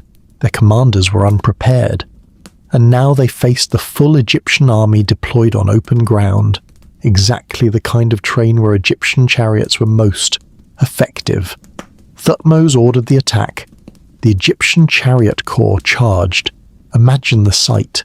Hundreds of chariots thundering across the plain, each one a mobile archery platform. The horses' hooves shook the ground. The chariots' wheels kicked up clouds of dust. The archers on the chariots unleashed volleys of arrows as they moved, targeting enemy formations with precision. The coalition army tried to hold, but they were already shaken. The surprise appearance of the Egyptians had broken their confidence. The chariot charge shattered their lines. Infantry units collapsed under the arrow fire and the psychological impact of the charging chariots. The coalition forces began to retreat toward Megiddo's walls. This should have been the moment of complete victory. Egyptian forces could have pursued the fleeing enemy right up to the city walls and possibly captured Megiddo immediately. But discipline broke down. Egyptian soldiers stopped to loot the enemy camp. They found tents full of supplies, weapons, gold, and valuables. The temptation was too great. By the time officers restored order, the coalition forces had fled into Megiddo and barred the gates. Thutmose was furious. Thutmose reportedly looked at his generals and said something that his scribes carefully recorded. "Had you captured the city when I ordered, all the riches of Syria would be ours, but you preferred tent gold over cities." The rebuke was deserved, because that escaped King of Kadesh. He would cause problems for Egypt for years to come. His scribes recorded his rebuke. He knew his soldiers' greed had cost him a quick victory. Now he would have to besiege Megiddo. The siege lasted 7 months. The Egyptians built a wall around the entire city, cutting off all supplies. They waited. Inside Megiddo, food ran out. Water became scarce. Finally, the city surrendered. The coalition leaders begged for mercy. The king of Kadesh escaped, but most of the other rulers were captured. Thutmose's victory was complete. He accepted the surrender of over 300 coalition leaders. He seized enormous quantities of plunder, 924 chariots, 2,238 horses, 200 suits of armor, and the personal belongings of the enemy kings. More importantly, he had broken the coalition. The message to every city-state in Canaan and Syria was clear. Rebellion against Egypt was futile. The Battle of Megiddo was just the beginning. Over the next 20 years, Thutmose continued his campaigns. He crossed the Euphrates River and defeated the Mitanni kingdom in Syria. He conquered cities throughout the Levant.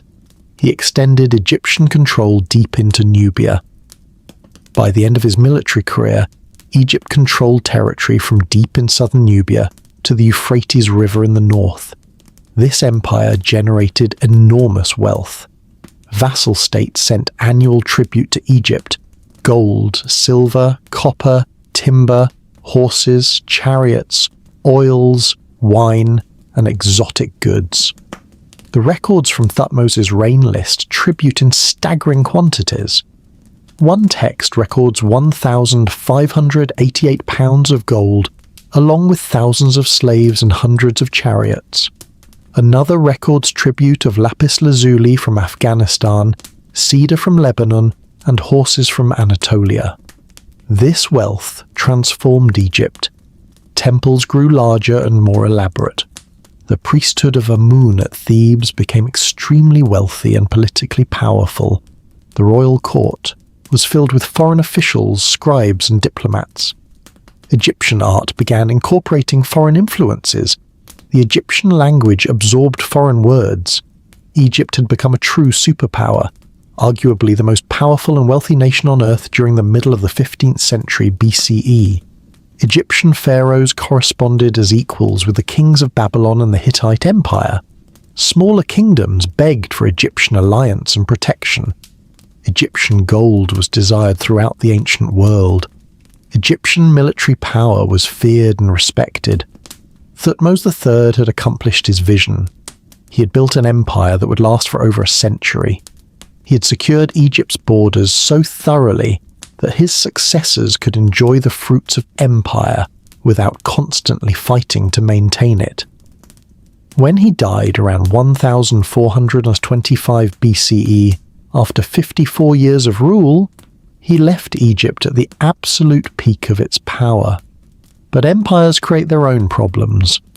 The wealth flowing into Egypt enriched the temples, particularly the Temple of Amun at Thebes.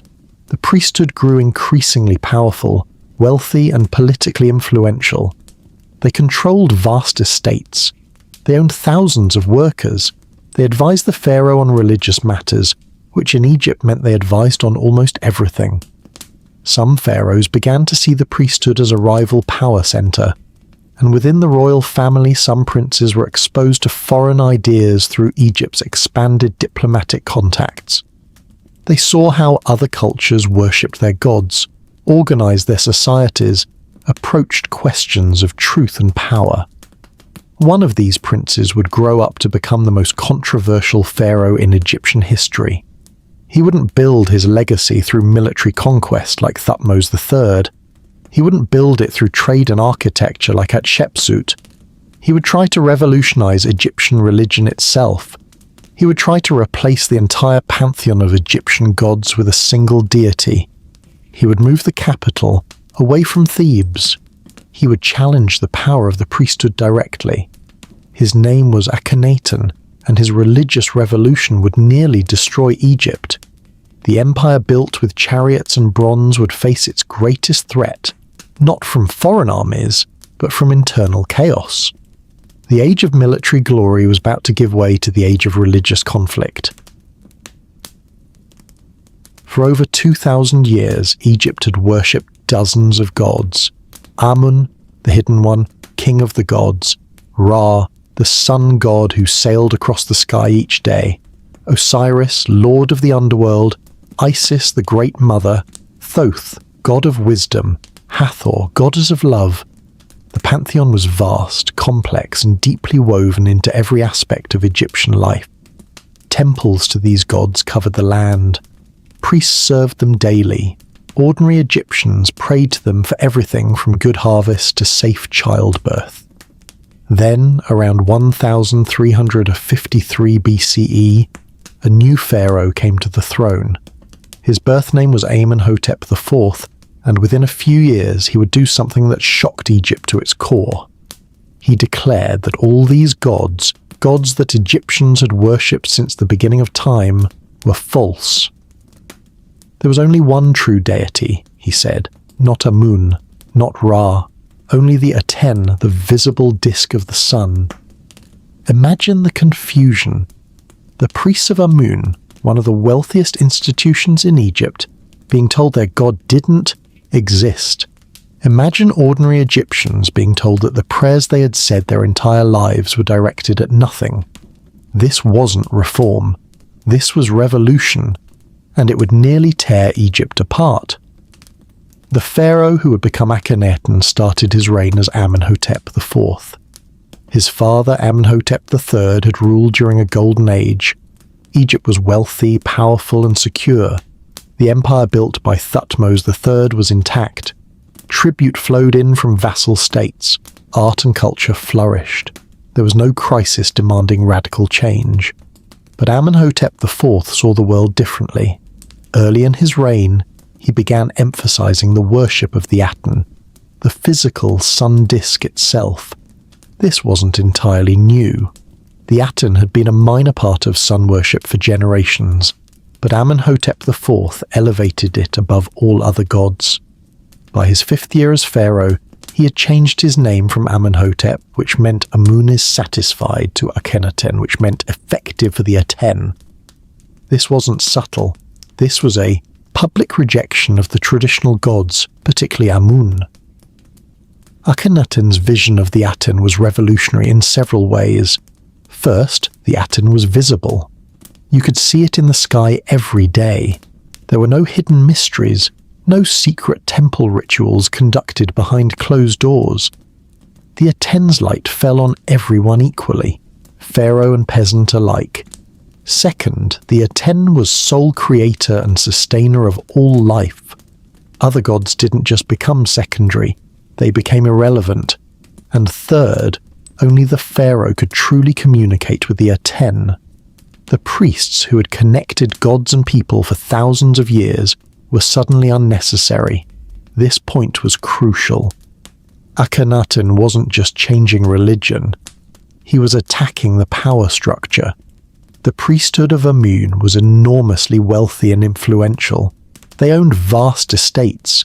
They controlled significant portions of Egypt's economy. They advised pharaohs on policy. By declaring Amun false and the priests unnecessary, Akhenaten was attempting to dismantle a rival power center. The religious implications were equally radical. Akhenaten was proposing something close to monotheism, the belief in one god. This was virtually unprecedented in the ancient world. Every civilization of the time had multiple gods. The idea that one deity created and controlled everything was revolutionary.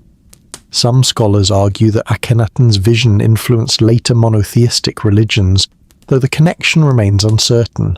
Akhenaten didn't undertake this revolution alone. His wife, Nefertiti, played a central and unprecedented role. Her name means "the beautiful one has come," and she's famous today for her stunning painted limestone bust, one of the most recognizable works of ancient art. But Nefertiti was more than a beautiful face. In traditional Egyptian art, the pharaoh's wife appeared smaller than her husband, standing beside or behind him. Nefertiti appeared at the same size as Akhenaten. In some carvings, she's shown performing rituals that were traditionally reserved for pharaohs, defeating enemies, making offerings to the Aten. She wore a unique crown, a tall, flat-topped blue crown that became her signature. She was given titles that suggested co-rulership, not just queenship. Some carvings show Nefertiti and Akhenaten as equal partners in worship. Both extend their hands toward the Aten and receive its rays, which end in small hands blessing them. The message was clear. Nefertiti wasn't just the pharaoh's wife. She was his partner in this religious revolution. The couple had 6 daughters, all of whom appear prominently in Amarna art. This was unusual. Royal children were rarely shown in official art. But in the Amarna period, the royal family became central to religious imagery. Carvings show intimate domestic scenes. Akhenaten and Nefertiti kissing their daughters, the children sitting on their parents' laps, the family relaxing together. One carving shows something that would have been unthinkable in traditional royal art. Akhenaten reaching up to adjust his daughter's earring while Nefertiti steadies the child's head. It's such a small, tender gesture, the kind of thing any parent does 100 times. But for a pharaoh to be shown doing this, it was revolutionary. This wasn't a god, this was a father. This wasn't how pharaohs were meant to be shown. They were gods, distant and perfect. But Akhenaten and Nefertiti were shown as human, loving and accessible. This humanization served a purpose. If only the pharaoh could communicate with the Aten, then the pharaoh's family became sacred by extension. The intimate family scenes reinforced that this was a blessed household, chosen by the one true God. It was propaganda, but it was effective propaganda that created a new visual language for Egyptian royalty. Around his 6th year, Akhenaten made his most dramatic move. He abandoned Thebes, the traditional capital and the center of Amun worship. He would build an entirely new capital in the middle of nowhere, dedicated solely to the Aten. The city was called Akhenaten, Horizon of the Aten. Today we call it Amarna. The location mattered. Akhenaten chose a stretch of desert on the east bank of the Nile in Middle Egypt. The site had no previous connections with any god. It was a blank slate. Cliffs surrounded the area on 3 sides. The Nile formed the 4th. Akhenaten claimed the Aten itself had chosen this location, that the cliffs formed a natural horizon symbol when the sun rose between them.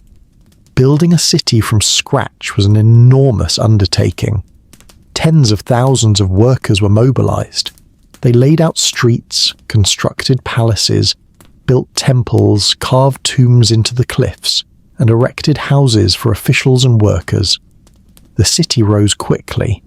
Within a few years, Akhenaten was functional, and the royal court had moved there. The city's design reflected Akhenaten's vision. The great temple, too. The Aten was open to the sky. No dark inner chambers like traditional temples. Sunlight flooded the entire structure. Offerings were made in the open air, visible to all. The royal palace was connected to the temple by a bridge, physically linking religious and political power. But moving the capital had serious practical consequences. Thebes had been Egypt's administrative center for centuries. It had established government offices, record-keeping systems, and communication networks with the empire. Akhenaten had to build all of this from scratch, and while Akhenaten focused on his new city and his new religion, the empire his grandfather had built was beginning to fall apart. The art produced during Akhenaten's reign was as revolutionary as his religion. For over 2,000 years, Egyptian art had followed strict rules. Pharaohs were shown as eternally young, perfectly proportioned, godlike. They stood in formal poses. Their faces were idealized and showed no emotion. Everything was symmetrical, orderly, perfect. Amarna art shattered these rules. Akhenaten had himself portrayed with an elongated skull, a thin neck, a protruding belly, wide hips, and spindly limbs. His face was long and narrow with full lips and a prominent chin. These weren't the proportions of an idealized god-king. These were realistic, almost exaggerated human features. Some scholars suggest Akhenaten suffered from a condition that caused these proportions. Others argue the style was deliberately exaggerated to emphasize his uniqueness, his difference from previous pharaohs. Whatever the reason, the style extended to representations of Nefertiti and the royal daughters as well, though less extremely. The real revolution was in subject matter and emotion. Amarna art showed things Egyptian art had never shown before. The pharaoh kissing his wife, the pharaoh holding his daughter on his lap while she points at something, the royal couple grieving over a dead child, servants going about, their daily work, musicians playing instruments. These were intimate human moments.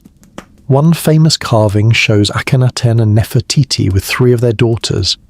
The Aten shines above them, its rays ending in hands that bless the family. Akhenaten holds one daughter and kisses her. Nefertiti holds another child on her lap while a third stands beside her. It's domestic, tender, and completely unprecedented in royal Egyptian art. This style made the royal family relatable. They weren't distant, perfect gods. They were humans blessed by the Aten. They loved their children. They mourned their losses. This created a different kind of connection between pharaoh and people, not based on awe and fear, but on a shared humanity under the Aten's light. While Akhenaten was building his new capital and reshaping Egyptian religion, the empire was in trouble. We know this because of an extraordinary archaeological discovery in the late 19th century.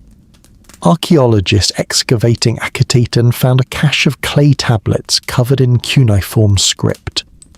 These tablets were diplomatic correspondence, letters between the Egyptian court and foreign rulers. The Amarna letters, as they're now called, paint a troubling picture. Vassal kings in Canaan and Syria sent desperate pleas for military support. They reported attacks by rival kingdoms. They warned of rebellions and invasions. They begged for Egyptian troops to restore order. One vassal prince wrote 8 separate letters over several years, each more desperate than the last. "Where are the troops?" he asked. "The enemy is at my gates." Then his letters stopped. His city had fallen. Akhenaten's clerks carefully filed the correspondence in the archives at Akhenaten, but no army was ever sent. Some letters were clearly written by scribes who were terrified. "The king, my lord, should know that the enemies have attacked," one letter reads. Another says, "If troops do not come in this year, all the lands of the king, my lord, are lost." The Egyptian responses, when they came at all, were inadequate. Akhenaten seemed uninterested in foreign affairs. He was focused on his religious reforms and his new capital. The careful diplomatic and military management that had maintained Egypt's empire for over a century was being ignored. Some vassal states stopped sending tribute. Others switched allegiance to rival powers like the Hittites. Egyptian influence in the Levant, built over generations of military campaigns, was eroding. The empire wasn't collapsing entirely. Egypt was still powerful, but the cracks were showing. And Akhenaten didn't seem to care.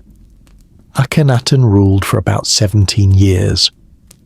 Toward the end of his reign, Nefertiti mysteriously disappeared from the historical record.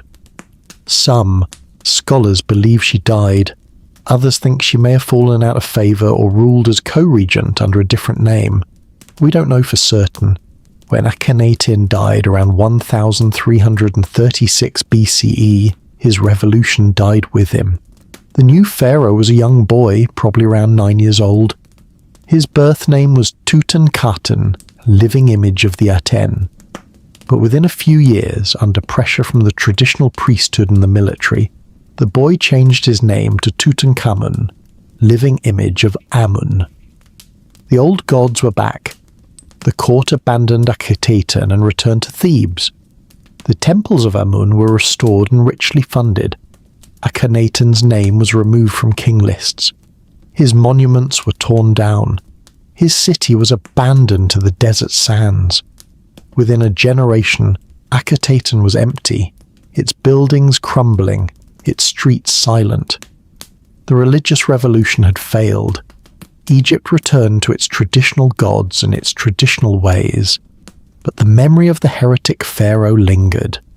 Later kings referred to Akhenaten as that criminal, or the enemy. They couldn't erase him from history entirely, but they tried to erase him from memory. The young pharaoh who inherited this mess was just a child. He would rule for only about 10 years and die in his late teens. During his reign, Egypt would slowly recover from the chaos of the Amarna period.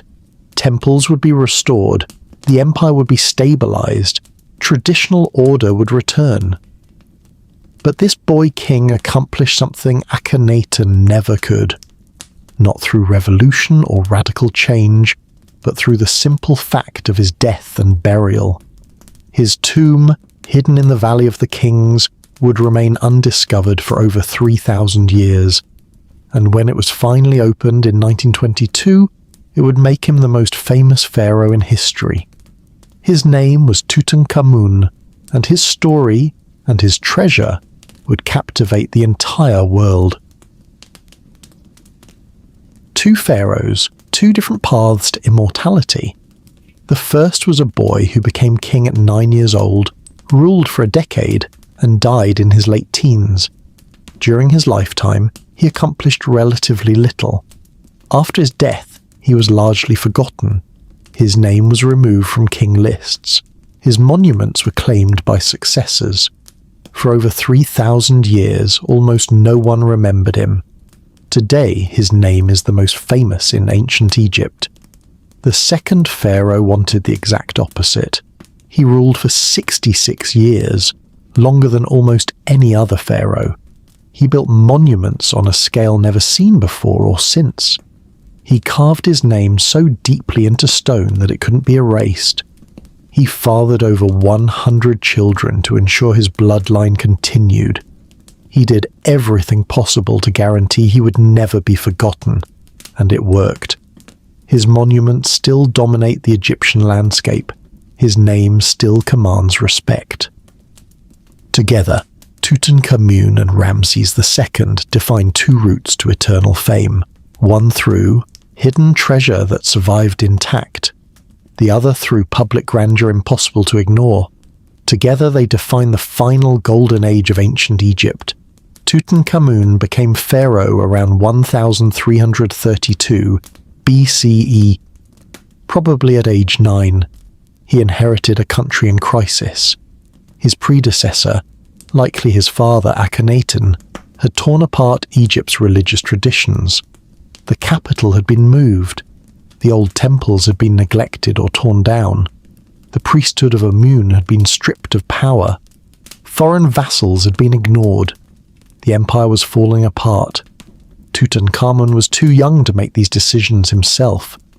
The real power lay with his advisors, particularly a man named Ai, who may have been related to Nefertiti, and Horemheb, a military commander. These men understood Egypt needed stability. The Amarna experiment had failed. The country needed to return to its traditional ways.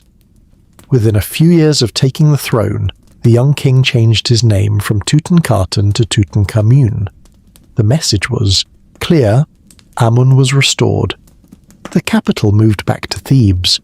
The temples of Amun and the other traditional gods were rebuilt and given back their wealth.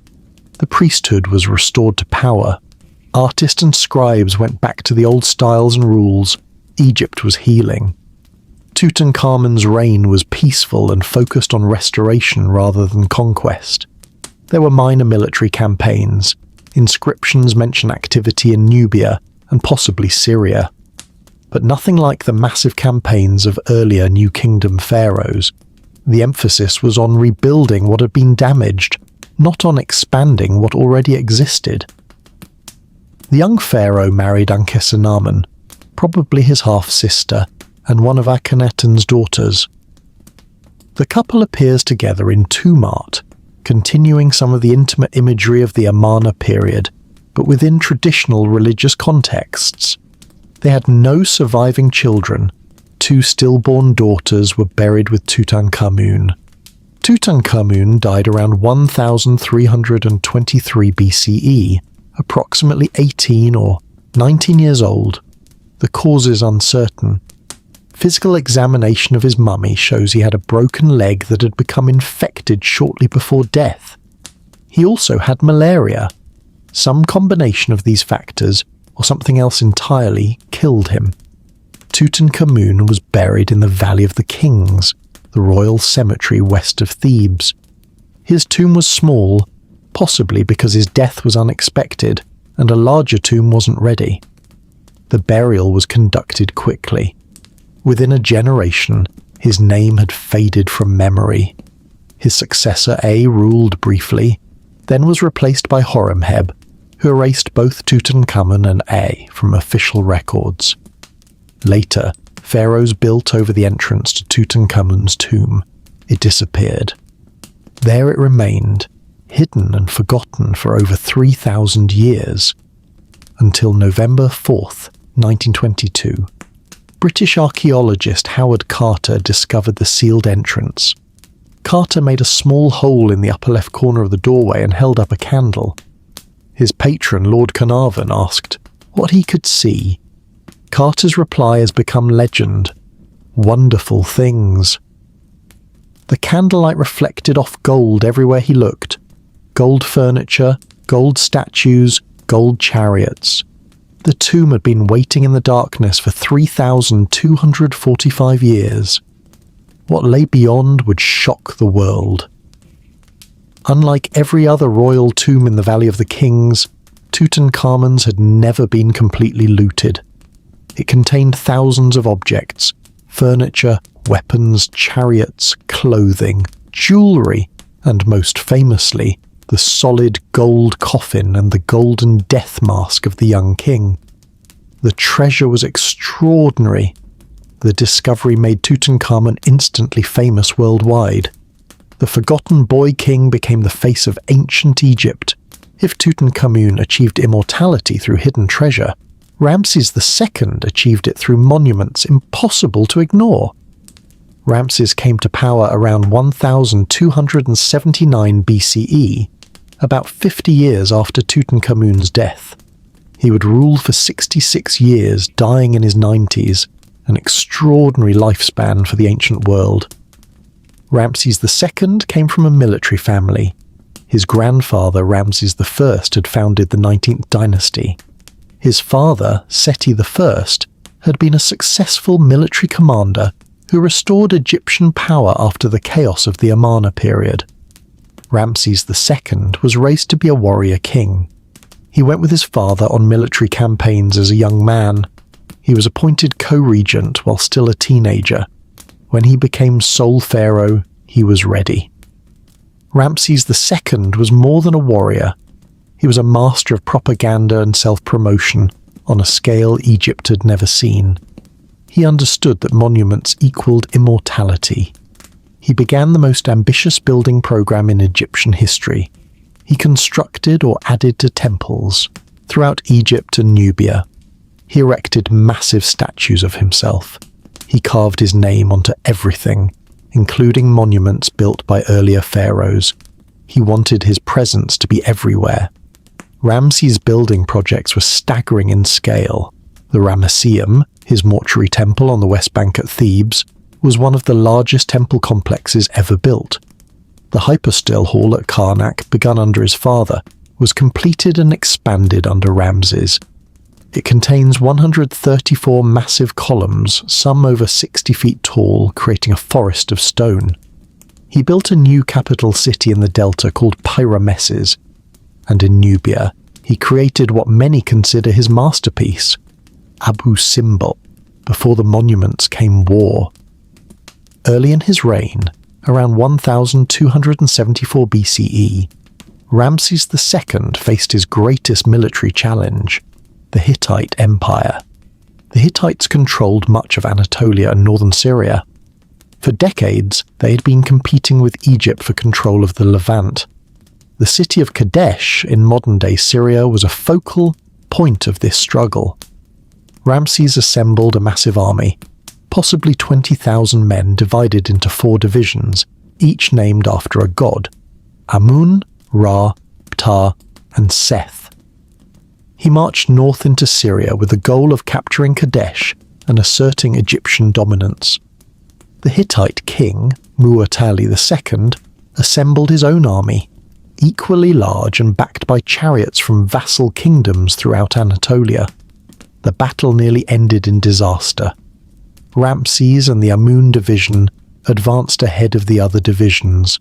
Hittite forces ambushed them, catching the Egyptian army split and vulnerable. The Amun division was surrounded. According to Ramses' own accounts, inscribed on temple walls throughout Egypt, the pharaoh personally rallied his troops and fought his way out. His descriptions are vivid and dramatic. Ramses standing alone in his chariot, abandoned by cowardly soldiers, calling on the god Amun for strength and single-handedly defeating the enemy. The reality was probably less heroic. The other Egyptian divisions arrived and helped turn the battle. The Hittites withdrew to Kadesh but weren't destroyed. Ramses couldn't capture the city. Both sides claimed victory. The battle itself was essentially a draw. The aftermath was significant. Neither Egypt nor the Hittites could decisively defeat the other. Both empires were exhausted by decades of conflict. Around 1259 BCE, approximately 15 years after the Battle of Kadesh, Ramses II and the new Hittite king, Hattusili III, signed a peace treaty.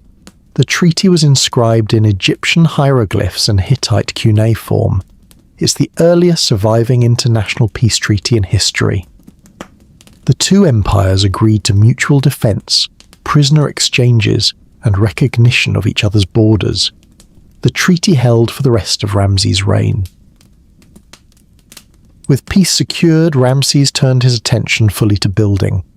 His greatest achievement was the temple complex at Abu Simbel in Nubia, deep in the south near Egypt's border with modern Sudan. Abu Simbel was more than a temple. It was a statement of power carved into a mountain. The main temple is dominated by 4 giant seated statues of Ramses II, each 65 feet tall, carved directly from the cliff face. These statues don't just represent Ramses, they overwhelm the viewer. You stand at the base and look up at these stone giants and you understand, this is what Egyptian power looks like. This is what challenging Egypt means you must face. but the exterior is just the beginning. Beyond the statues, the temple extends 200 feet into the mountain. The entrance leads to a series of halls and chambers, each decorated with carving showing Ramses's military victories, particularly the Battle of Kadesh, shown in extensive detail. The walls show Ramses in his chariot trampling enemies. They show prisoners being presented to the gods. They show the pharaoh as warrior, as priest, as divine intermediary. The inner sanctum contains 4 statues seated against the back wall. The gods Ptah, Amun, and Ra-Horakhti, and Ramses himself among them. This was the ultimate statement. Ramses wasn't just chosen by the gods, he sat as their equal. And here's where Abu Simbel becomes truly remarkable. The temple is aligned with such precision that twice a year, on February 22nd and October 22nd, the rising sun penetrates the entire length of the temple and lights up the 4 statues in the inner sanctum. For a few minutes, sunlight floods the chamber and illuminates the faces of the gods and Ramses. This event is called the Sun Festival of Abu Simbel. The dates are believed to correspond to Ramses's birthday and coronation day, though this is debated.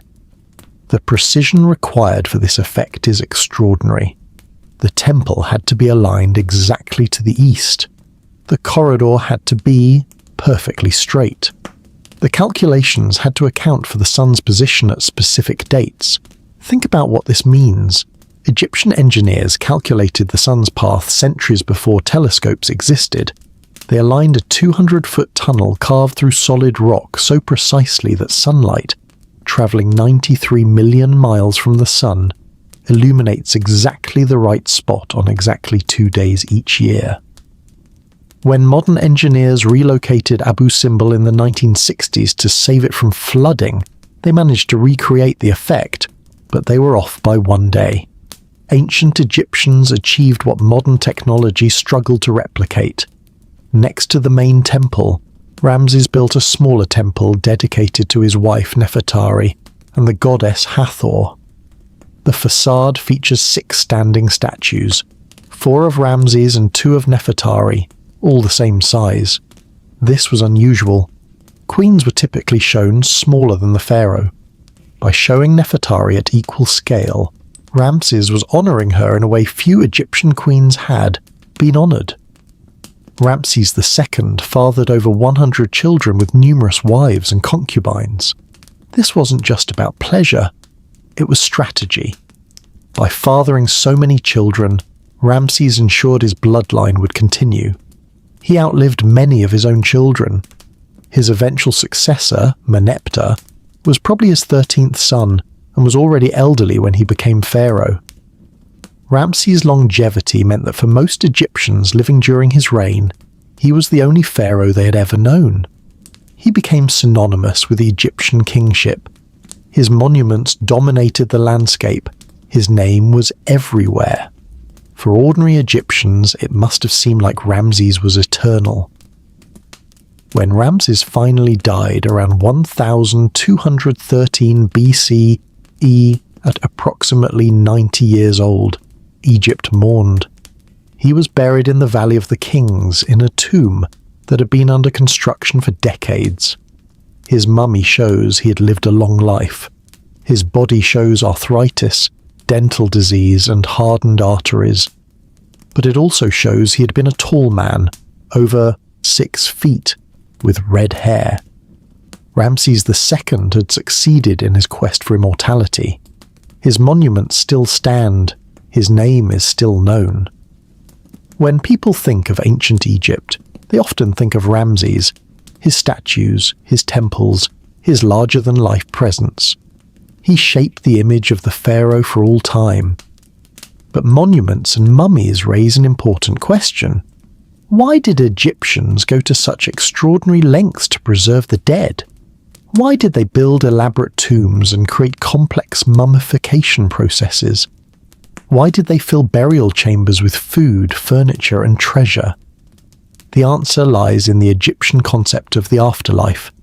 a belief system that was both practical and profound.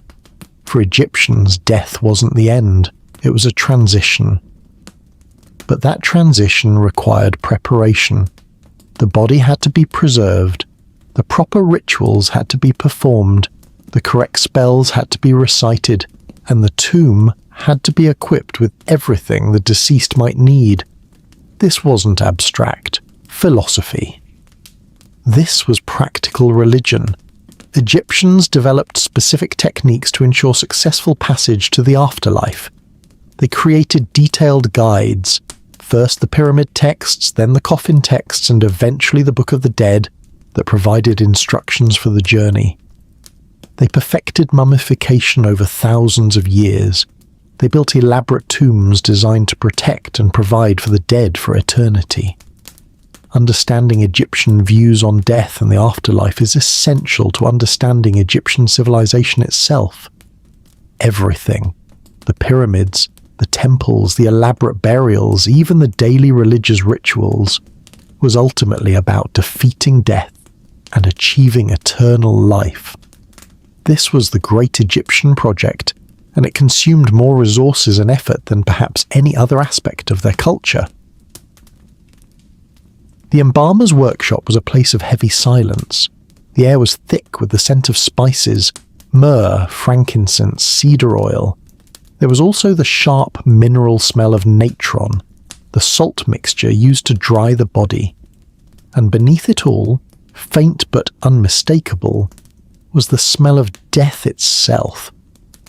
This was sacred work, performed by priests who specialized in the art of preservation.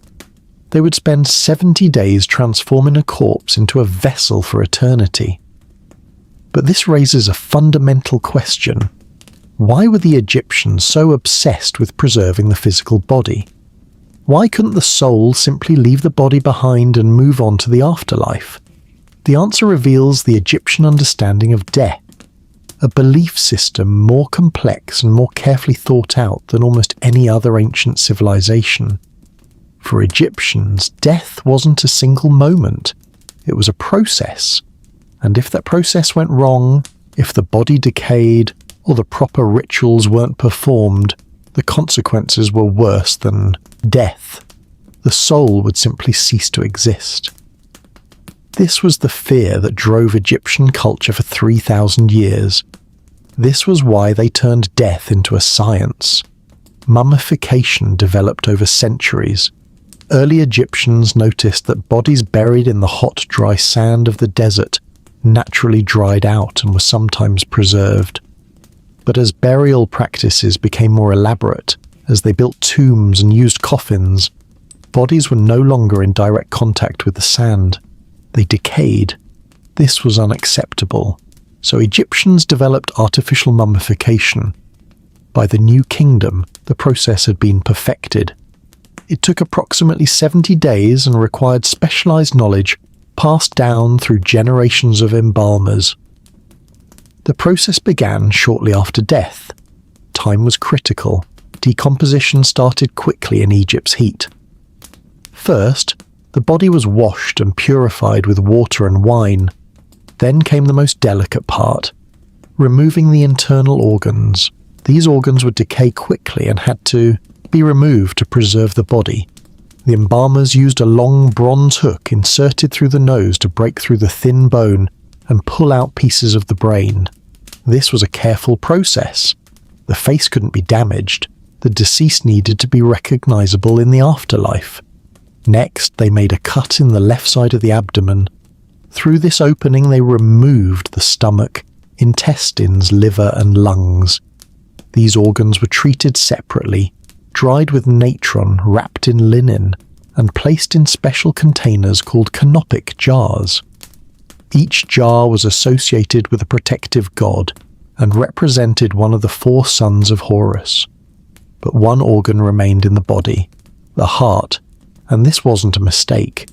The Egyptians believed the heart was the center of intelligence, emotion, and memory. The heart was who you were. It would be needed in the afterlife for the final judgment. Removing it would destroy the person's identity.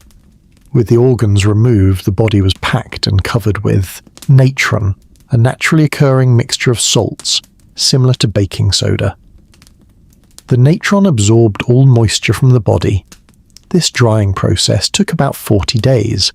When complete, the body would be significantly lighter and somewhat shrunken but preserved. The embalmers then cleaned the body again and began the wrapping. But first, they treated the skin with oils and resins, myrrh, cedar oil, and others, to keep it flexible and to add fragrance. They sometimes placed false eyes in the sockets. They might stuff the body cavities with linen or sawdust to restore a more lifelike shape. The wrapping was careful and detailed.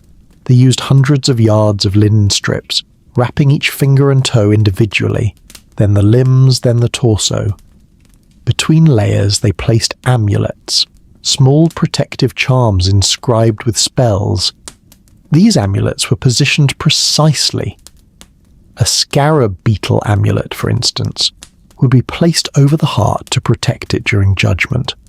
A single mistake in placement could leave the deceased vulnerable. The embalmers worked with the precision of surgeons and the devotion of priests, knowing that a soul's eternity rested in their hands. As they wrapped, priests recited spells from funerary texts. The wrapping itself was a ritual, not just a practical task. Each layer added protection. Each spell added spiritual defense against the dangers of the underworld. Finally, the wrapped body was placed in a coffin, or for the wealthy, a series of nested coffins. The outermost coffin might be a large stone container. Inside would be wooden coffins, often covered in gold and inscribed with protective spells. The innermost coffin held the mummy itself, now transformed from a corpse into a preserved vessel ready for eternal life. But what exactly needed this preserved body? To answer this, we need to understand the Egyptian concept of the soul, which wasn't a single thing, but multiple parts. The most important were the ka and the ba. The ka was the life force, the vital energy that gave life to the body. At birth, the ka came into being alongside the physical body. At death, the ka separated from the body but didn't disappear. It needed food and drink. This is why tombs were filled with food offerings, or at least images of food.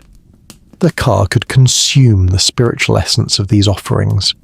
The ba was harder to define. It was personality, spirit, the essence that made you individually you. The ba was often shown as a human-headed bird. After death, the ba could leave the tomb and fly around, but it needed to return to the body regularly. This is why preserving the body was so critical. The ba needed a physical anchor, a home to return to. There were other parts as well. The Akh was the transformed, glorified spirit that successfully reached the afterlife. The Ren was the person's name, which is why Egyptians believed that erasing someone's name from monuments could destroy them even after death. The Shut was the shadow, and the Ib was the heart. All these parts had to be kept together and working for the deceased to achieve eternal life. If the body decayed beyond recognition, the ba couldn't find it. If the proper offerings weren't made, the ka would starve. If the name was erased, the person would cease to exist. Death was complicated, and avoiding permanent death required extensive preparation. That preparation included written guides for navigating the afterlife. The most famous is the Book of the Dead, though that's not what Egyptians called it. The actual title translates roughly as the Book of Coming Forth by Day, emphasizing that the deceased would be able to emerge from the tomb and move freely. The Book of the Dead wasn't a single book, it was a collection of about 200 spells, prayers and chants written on papyrus and placed in the tomb. Not every burial included all 200 spells. Wealthier individuals could afford longer, more elaborate versions. Poorer Egyptians might have shortened versions or none at all. These spells served multiple purposes. Some were protective, guarding against demons and dangers in the underworld. Some were transformative, allowing the deceased to change shape, to become a bird, a lotus flower, or a god. Some were practical, ensuring the deceased would have food, water, and air in the afterlife. Others were ethical declarations, lists of sins the deceased claimed not to have committed. The most important spell was Spell 125, which dealt with the weighing of the heart, the final judgment that determined whether the deceased would achieve eternal life or be destroyed forever. This spell included the negative confession, a long list of statements like, "I have not killed, I have not stolen, I have not caused anyone to weep," and dozens more.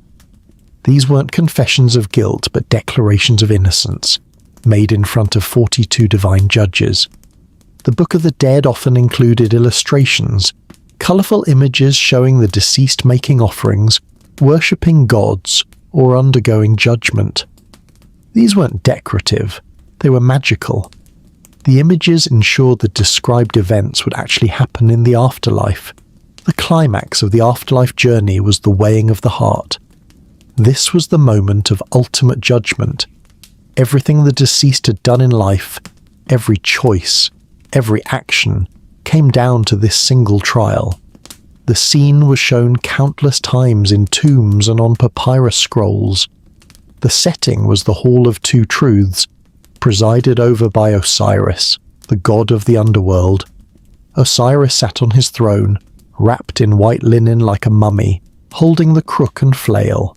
He was the judge, but he didn't speak. He simply observed. The actual judgment was conducted by other gods. Anubis, the jackal-headed god of embalming and the dead, led the deceased into the hall. In the centre stood a large balance scale. Anubis placed the deceased's heart on one side of the scale. On the other side he placed a feather, the feather of Maat, goddess of truth, justice, and cosmic order. The feather was white and light. It represented truth and righteousness. If the heart was lighter than or equal to the feather, the deceased had lived a good life according to Maat. They would be admitted to the afterlife. But if the heart was heavier than the feather, weighed down by sin, lies, cruelty, or violations of Maat, the deceased would fail the judgment. And waiting beside the scales was Ammit. Ammit was called the Devourer, or the Eater of Hearts. She was a composite creature, part crocodile, part leopard, part hippopotamus. These were the three most dangerous animals Egyptians regularly encountered. Ammit represented the ultimate destruction. If the heart failed the test, Ammit would devour it. The person's soul would be destroyed completely. No afterlife, no second chance, just oblivion. Thoth, the ibis-headed god of wisdom and writing, stood beside the scales with his scribal tools. He recorded the results. His judgment was precise and fair. There was no appealing the verdict. The scales didn't lie. This was why ethical behaviour mattered. This was why the negative confession was so important. The heart contained a record of everything the person had done. It literally weighed more if filled with evil deeds. You couldn't lie. You couldn't bribe the gods. The heart would reveal the truth. If the heart balanced against the feather, Osiris would welcome the deceased. They would be granted access to the field of reeds, the Egyptian paradise. This was a perfected version of Egypt, where the crops always grew, the Nile always flooded properly, and the deceased could live in peace and plenty forever. They could also return to the mortal world to visit their tomb and receive offerings from the living. The weighing of the heart reveals something important about Egyptian values. They believed in justice. They believed actions had consequences. They believed the universe was moral at its core. Ma'at, truth, justice, balance, wasn't just an ideal. It was the fundamental principle of reality. Violate it in life, and you would pay in death. For over 3,000 years, Egyptians perfected the art of defeating death. They developed mummification into a precise science. They created elaborate funerary texts to guide the deceased through danger. They built massive tombs to house and protect the dead. They established priesthoods whose sole function was to maintain tomb cults and make offerings to the deceased. This wasn't a morbid obsession. This was a rational response to the most fundamental human fear. Egyptians looked at death and refused to accept it as final. They believed, genuinely believed, that with proper preparation, proper ritual, and proper living, eternal life was achievable. Not symbolically, actually. The preserved mummies we see in museums today weren't meant to be museum pieces. They were supposed to be functional bodies, ready to house the returning BA, ready to receive offerings, ready to last forever. That so many have survived for thousands of years is proof of how well Egyptians succeeded in their preservation techniques. But while Egypt spent 3,000 years perfecting the art of eternity, the world outside Egypt's borders was transforming. To the north, across the Mediterranean, Greek civilization was rising, bringing new ideas about governance, philosophy, and the nature of the gods themselves. The Greeks looked at Egypt with fascination and wondered what secrets lay within its ancient temples.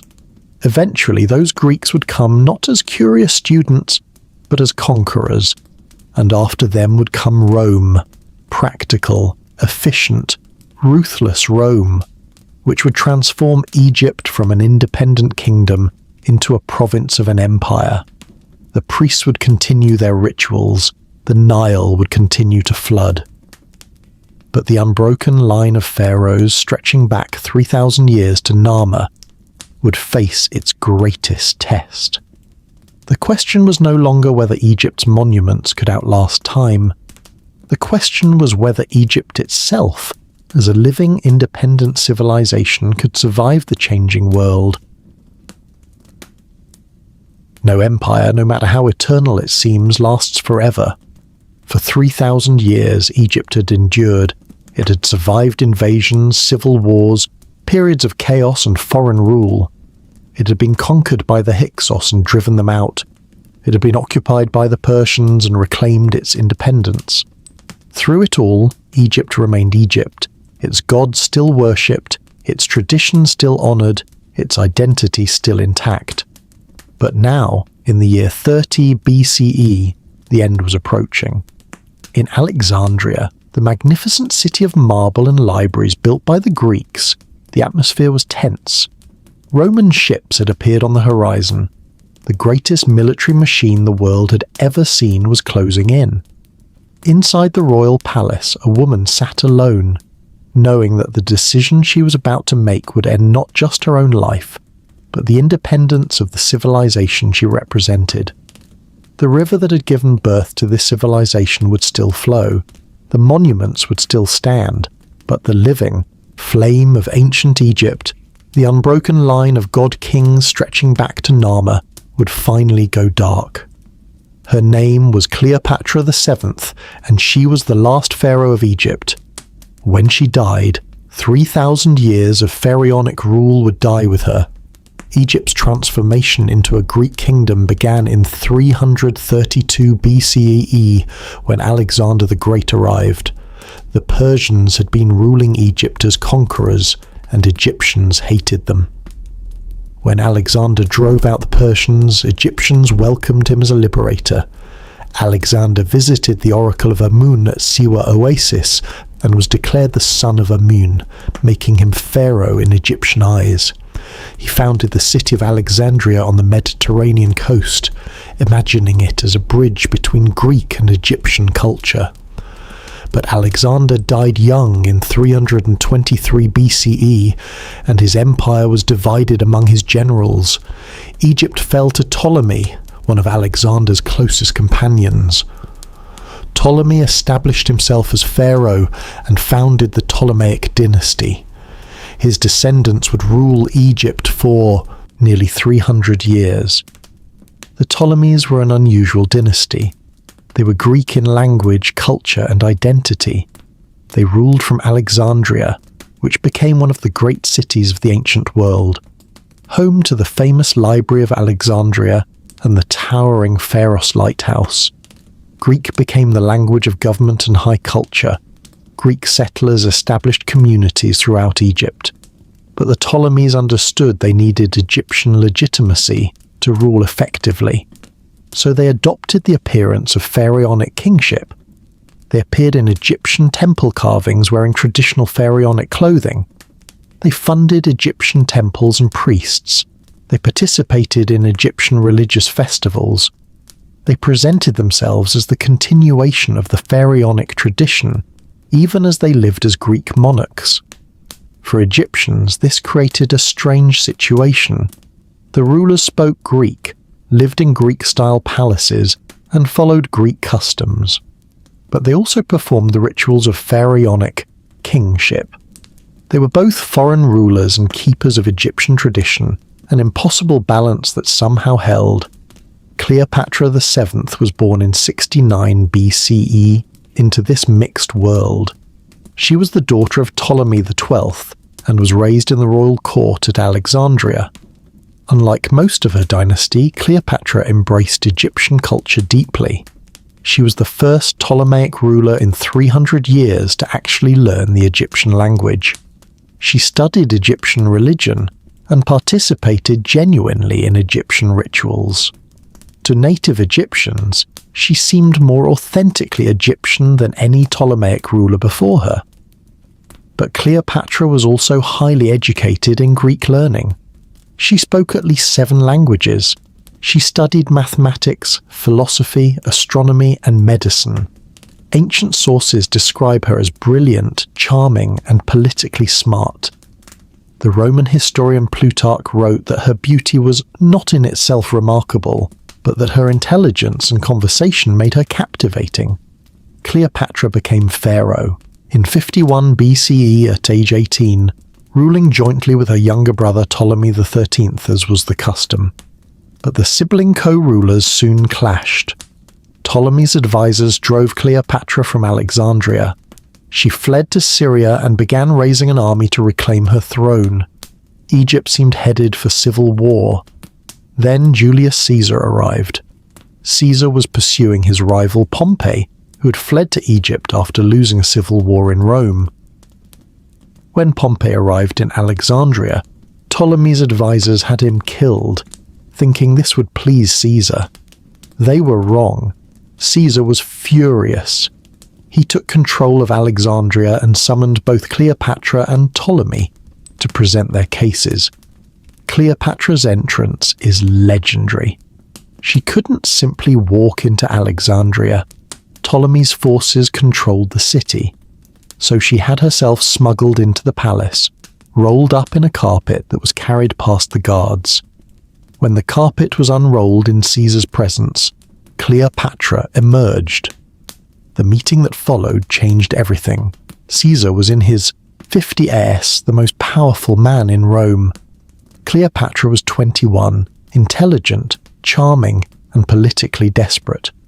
They formed an alliance and a romantic relationship. Caesar supported Cleopatra's claim to the throne. A brief war followed in which Ptolemy XIII died. Cleopatra became sole ruler of Egypt with Caesar's backing. Cleopatra understood that Egypt's independence depended on Rome. Egypt was still wealthy, still important, but it was no longer a military superpower. The real power in the Mediterranean was Rome. Cleopatra's strategy was to maintain Egyptian independence by allying with powerful Romans, making Egypt valuable enough as a partner that Rome wouldn't simply conquer it. This strategy worked for a time. Cleopatra had a son with Caesar, Ptolemy XV, called Caesarion. But in 44 BCE, Caesar was assassinated in Rome. Egypt's primary protector was gone. Rome descended into civil war as Caesar's supporters fought his assassins and then fought each other. The two most powerful men to emerge from this chaos were Mark Antony and Octavian, who divided the Roman world between them. Antony took control of Rome's eastern territories, which gave him authority over Egypt. In 41 BCE, he summoned Cleopatra to meet him in Tarsus. Cleopatra staged another legendary entrance. She sailed up the river on a golden barge with purple sails, dressed as the goddess Venus, surrounded by attendants dressed as nymphs. The display was designed to overwhelm and impress. It worked. Like Caesar before him, Antony became both Cleopatra's ally and lover. For nearly a decade, Cleopatra and Antony ruled the Eastern Mediterranean as a power couple. They had 3 children together. Antony gave Cleopatra control over territories that had once belonged to the Ptolemaic Empire. In Egyptian ceremonies, Cleopatra was declared Queen of Kings, and her children were given royal titles. To many Romans, this looked like Antony was becoming an Egyptian king rather than a Roman general. Octavian, ruling the western half of the Roman world, saw an opportunity. He launched a propaganda campaign against Antony and Cleopatra, portraying Antony as a traitor who had abandoned Rome for a foreign queen. The propaganda worked. Rome declared war, not on Antony, but specifically on Cleopatra and Egypt. The conflict came to a head at the Battle of Actium in 31 BCE. Antony and Cleopatra assembled a fleet of over 200 ships off the coast of Greece. Octavian's fleet, commanded by his admiral Agrippa, numbered roughly the same. This was more than a battle between Roman rivals. This was a battle for Egypt's independence, for whether a pharaoh would still rule the land of the Nile, or whether Rome would finally extinguish the flame that had burned for 3 millennia. What happened next would become one of history's most debated moments. During the fighting, Cleopatra's squadron of 60 ships suddenly withdrew from the battle and sailed away. Antony, seeing Cleopatra leave, abandoned his own fleet and followed her. The remaining ships, without leadership and demoralized, were destroyed or surrendered. Why Cleopatra withdrew is unclear. Ancient Roman sources hostile to her claim she panicked and fled. Modern historians suggest it may have been a planned retreat to preserve the treasury ships and regroup for another battle. Whatever the reason, the result was catastrophic. Antony and Cleopatra's naval power was destroyed. Their army, left without leadership, soon surrendered to Octavian. The game was over. Both Antony and Cleopatra knew it. They returned to Alexandria not as conquerors planning their next move, but as mourners attending the slow death of a kingdom. For nearly a year they waited, fortifying walls that wouldn't hold, negotiating terms that wouldn't be honoured, and preparing for an end they could no longer prevent. In August of 30 BCE, Octavian's forces reached Alexandria. Antony led one final cavalry charge against the Romans. When his forces deserted to Octavian, Antony knew it was over. False reports reached him that Cleopatra had committed suicide. In despair, Antony stabbed himself with his sword, but the wound wasn't immediately fatal. He was carried to Cleopatra, who had locked herself in her tomb. He died in her arms. Cleopatra was now alone. Octavian took her prisoner. She knew what would happen next.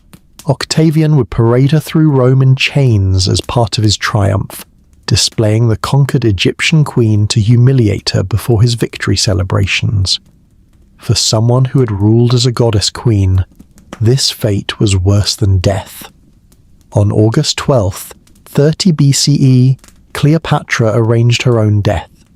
The traditional story says she smuggled an asp, an Egyptian cobra, into her chamber in a basket of figs. The cobra bite would be painful but relatively quick, and the cobra was a symbol of Egyptian royalty. By dying from a cobra bite, Cleopatra was making a final statement about her identity as Egypt's pharaoh. Modern historians debate whether she actually used a snake. She may have used poison instead, but the symbolism of the story was too powerful to resist. Cleopatra, the last pharaoh, killed by the sacred snake of Egypt. Her death was the end. Octavian annexed Egypt as a Roman province. He had Caesarion, Cleopatra's son with Julius Caesar, executed, eliminating any rival claim to power. Egypt was no longer a kingdom. It was now a possession of Rome, ruled by Roman officials who reported to the emperor. The treasures of Egypt, its grain, its gold, its ancient wealth, would flow to Rome. The temples still stood. The priests still performed rituals. The Egyptian people still lived along the Nile. But the pharaohs were gone. After 3,000 years, the line was broken. And yet, something remained. The Nile still flooded each year, depositing its fertile black, soil just as it had when Narmer first unified the two lands. The pyramids still rose from the desert sands, monuments to kings whose names Cleopatra herself had studied. The temples of Karnak and Luxor still echoed with hymns to Amun. The mummies still rested in their tombs, preserved for an eternity that had finally arrived. In the Valley of the Kings, dust settled on painted walls where pharaohs still sailed through the underworld. In the temples, priests, now servants of Roman governors, still chanted the old hymns, though fewer remembered what the words truly meant. The gods were still carved in stone, their eyes still watching, but the living flame of belief was fading. Rome would rule Egypt for centuries, then the Byzantines, then the Arabs, then the Ottomans, then the British. Each conqueror added their layer to Egypt's story.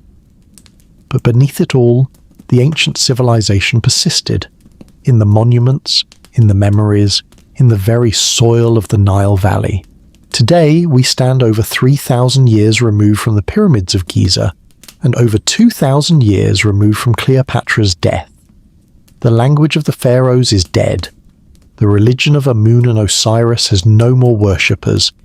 The political structures that governed Egypt for thousands of years have vanished, but the story lives on. The pyramids still inspire awe. Tutankhamun's golden mask still captivates millions. The temples of Abu Simbel still greet the rising sun.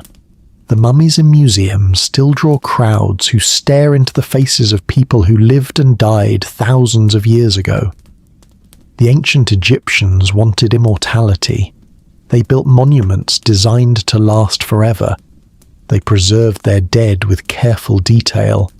They wrote their names in stone so deeply that no one could erase them. And in a way, they succeeded. When we walk among the ruins of Thebes, when we stand before the Great Pyramid, when we read the ancient texts, the pharaohs achieve a kind of immortality. They are remembered. They are studied. They are honored. From Narmer's unification of the two lands to Cleopatra's final breath, Egypt's story spans 3,000 years, a period of time so vast that Cleopatra lived closer to our time than to the building of the Great Pyramid. Through all those centuries, through ages of glory and periods of chaos, through foreign invasions and native restorations, Egypt endured. It created art of timeless beauty. It developed writing, mathematics, and medicine. It built structures that still stand as proof of human ambition and skill. It wrestled with the deepest questions of existence: justice, truth, death, and eternity. The flame that was lit in the desert along the Nile over 5,000 years ago burned for 3,000 years before it was finally put out. But the light it casts still illuminates our world. We are still discovering tombs, still translating texts, still learning from the civilization that grew along the banks of the great river. Egypt's story is not just the story of the past. It is the story of humanity's capacity to create meaning, to build beauty, and to reach for immortality. The Nile flows on.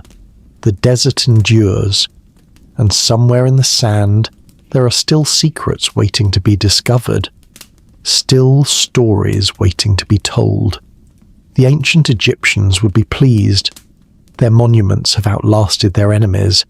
Their names are remembered across the ages. They achieved what few civilizations ever do.